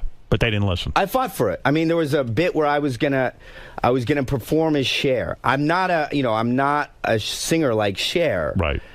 Her song from this movie called Burlesque had been winning all the awards. It won the Golden Globe. They thought it was going to be nominated for the Oscars. It wasn't. So at first they pulled the bit. Then I said to them, and Judd Apatow said to them, "You need this bit." Because Judd was helping write some of the stuff. You need this bit for 2/3 into the show. Do not fall into the trap of just doing an opening monologue and then just being kind of these ushers for the rest of the show. You need a full performance or bit in the 2/3 of the way through to keep it alive. And we were going to do it then. They pulled it. I said, please. This is if I do this, this will be what people talk about. It'll be it might be the game changer for that night. They just need one good funny bit. Yes. Yeah. And they pulled it. I don't know whose call it was, but isn't it awful when you have to work in committee like that? A few days before they said, "Yeah, we're not." Were you thrilled when they slammed Seth MacFarlane and stuff in the sense that, hey, you know what? It just proves. Did that take the onus off of you? Yeah, like it's just like, you know what? It just proves this gig is just not. It easy. does. I mean, I wasn't happy. I think Seth tried his best. So I don't want Seth to be punished, but it does show. I mean, after me, it was Billy Crystal. They said, "Okay, let's go to the old faithful," and they bashed him. And then you know what I mean? So it's like, you know what I'm going to do for you? Another time, I'm going to get Anne Hathaway in here, and you're going to do the Cher bit. So you can prove to everybody just how great it was. Finally. Now listen, the new movie. Okay, listen. I've had you in here for an hour and 20 minutes. And Ann and I made up, by the way. Let's just get that on the record. Did it create bad blood?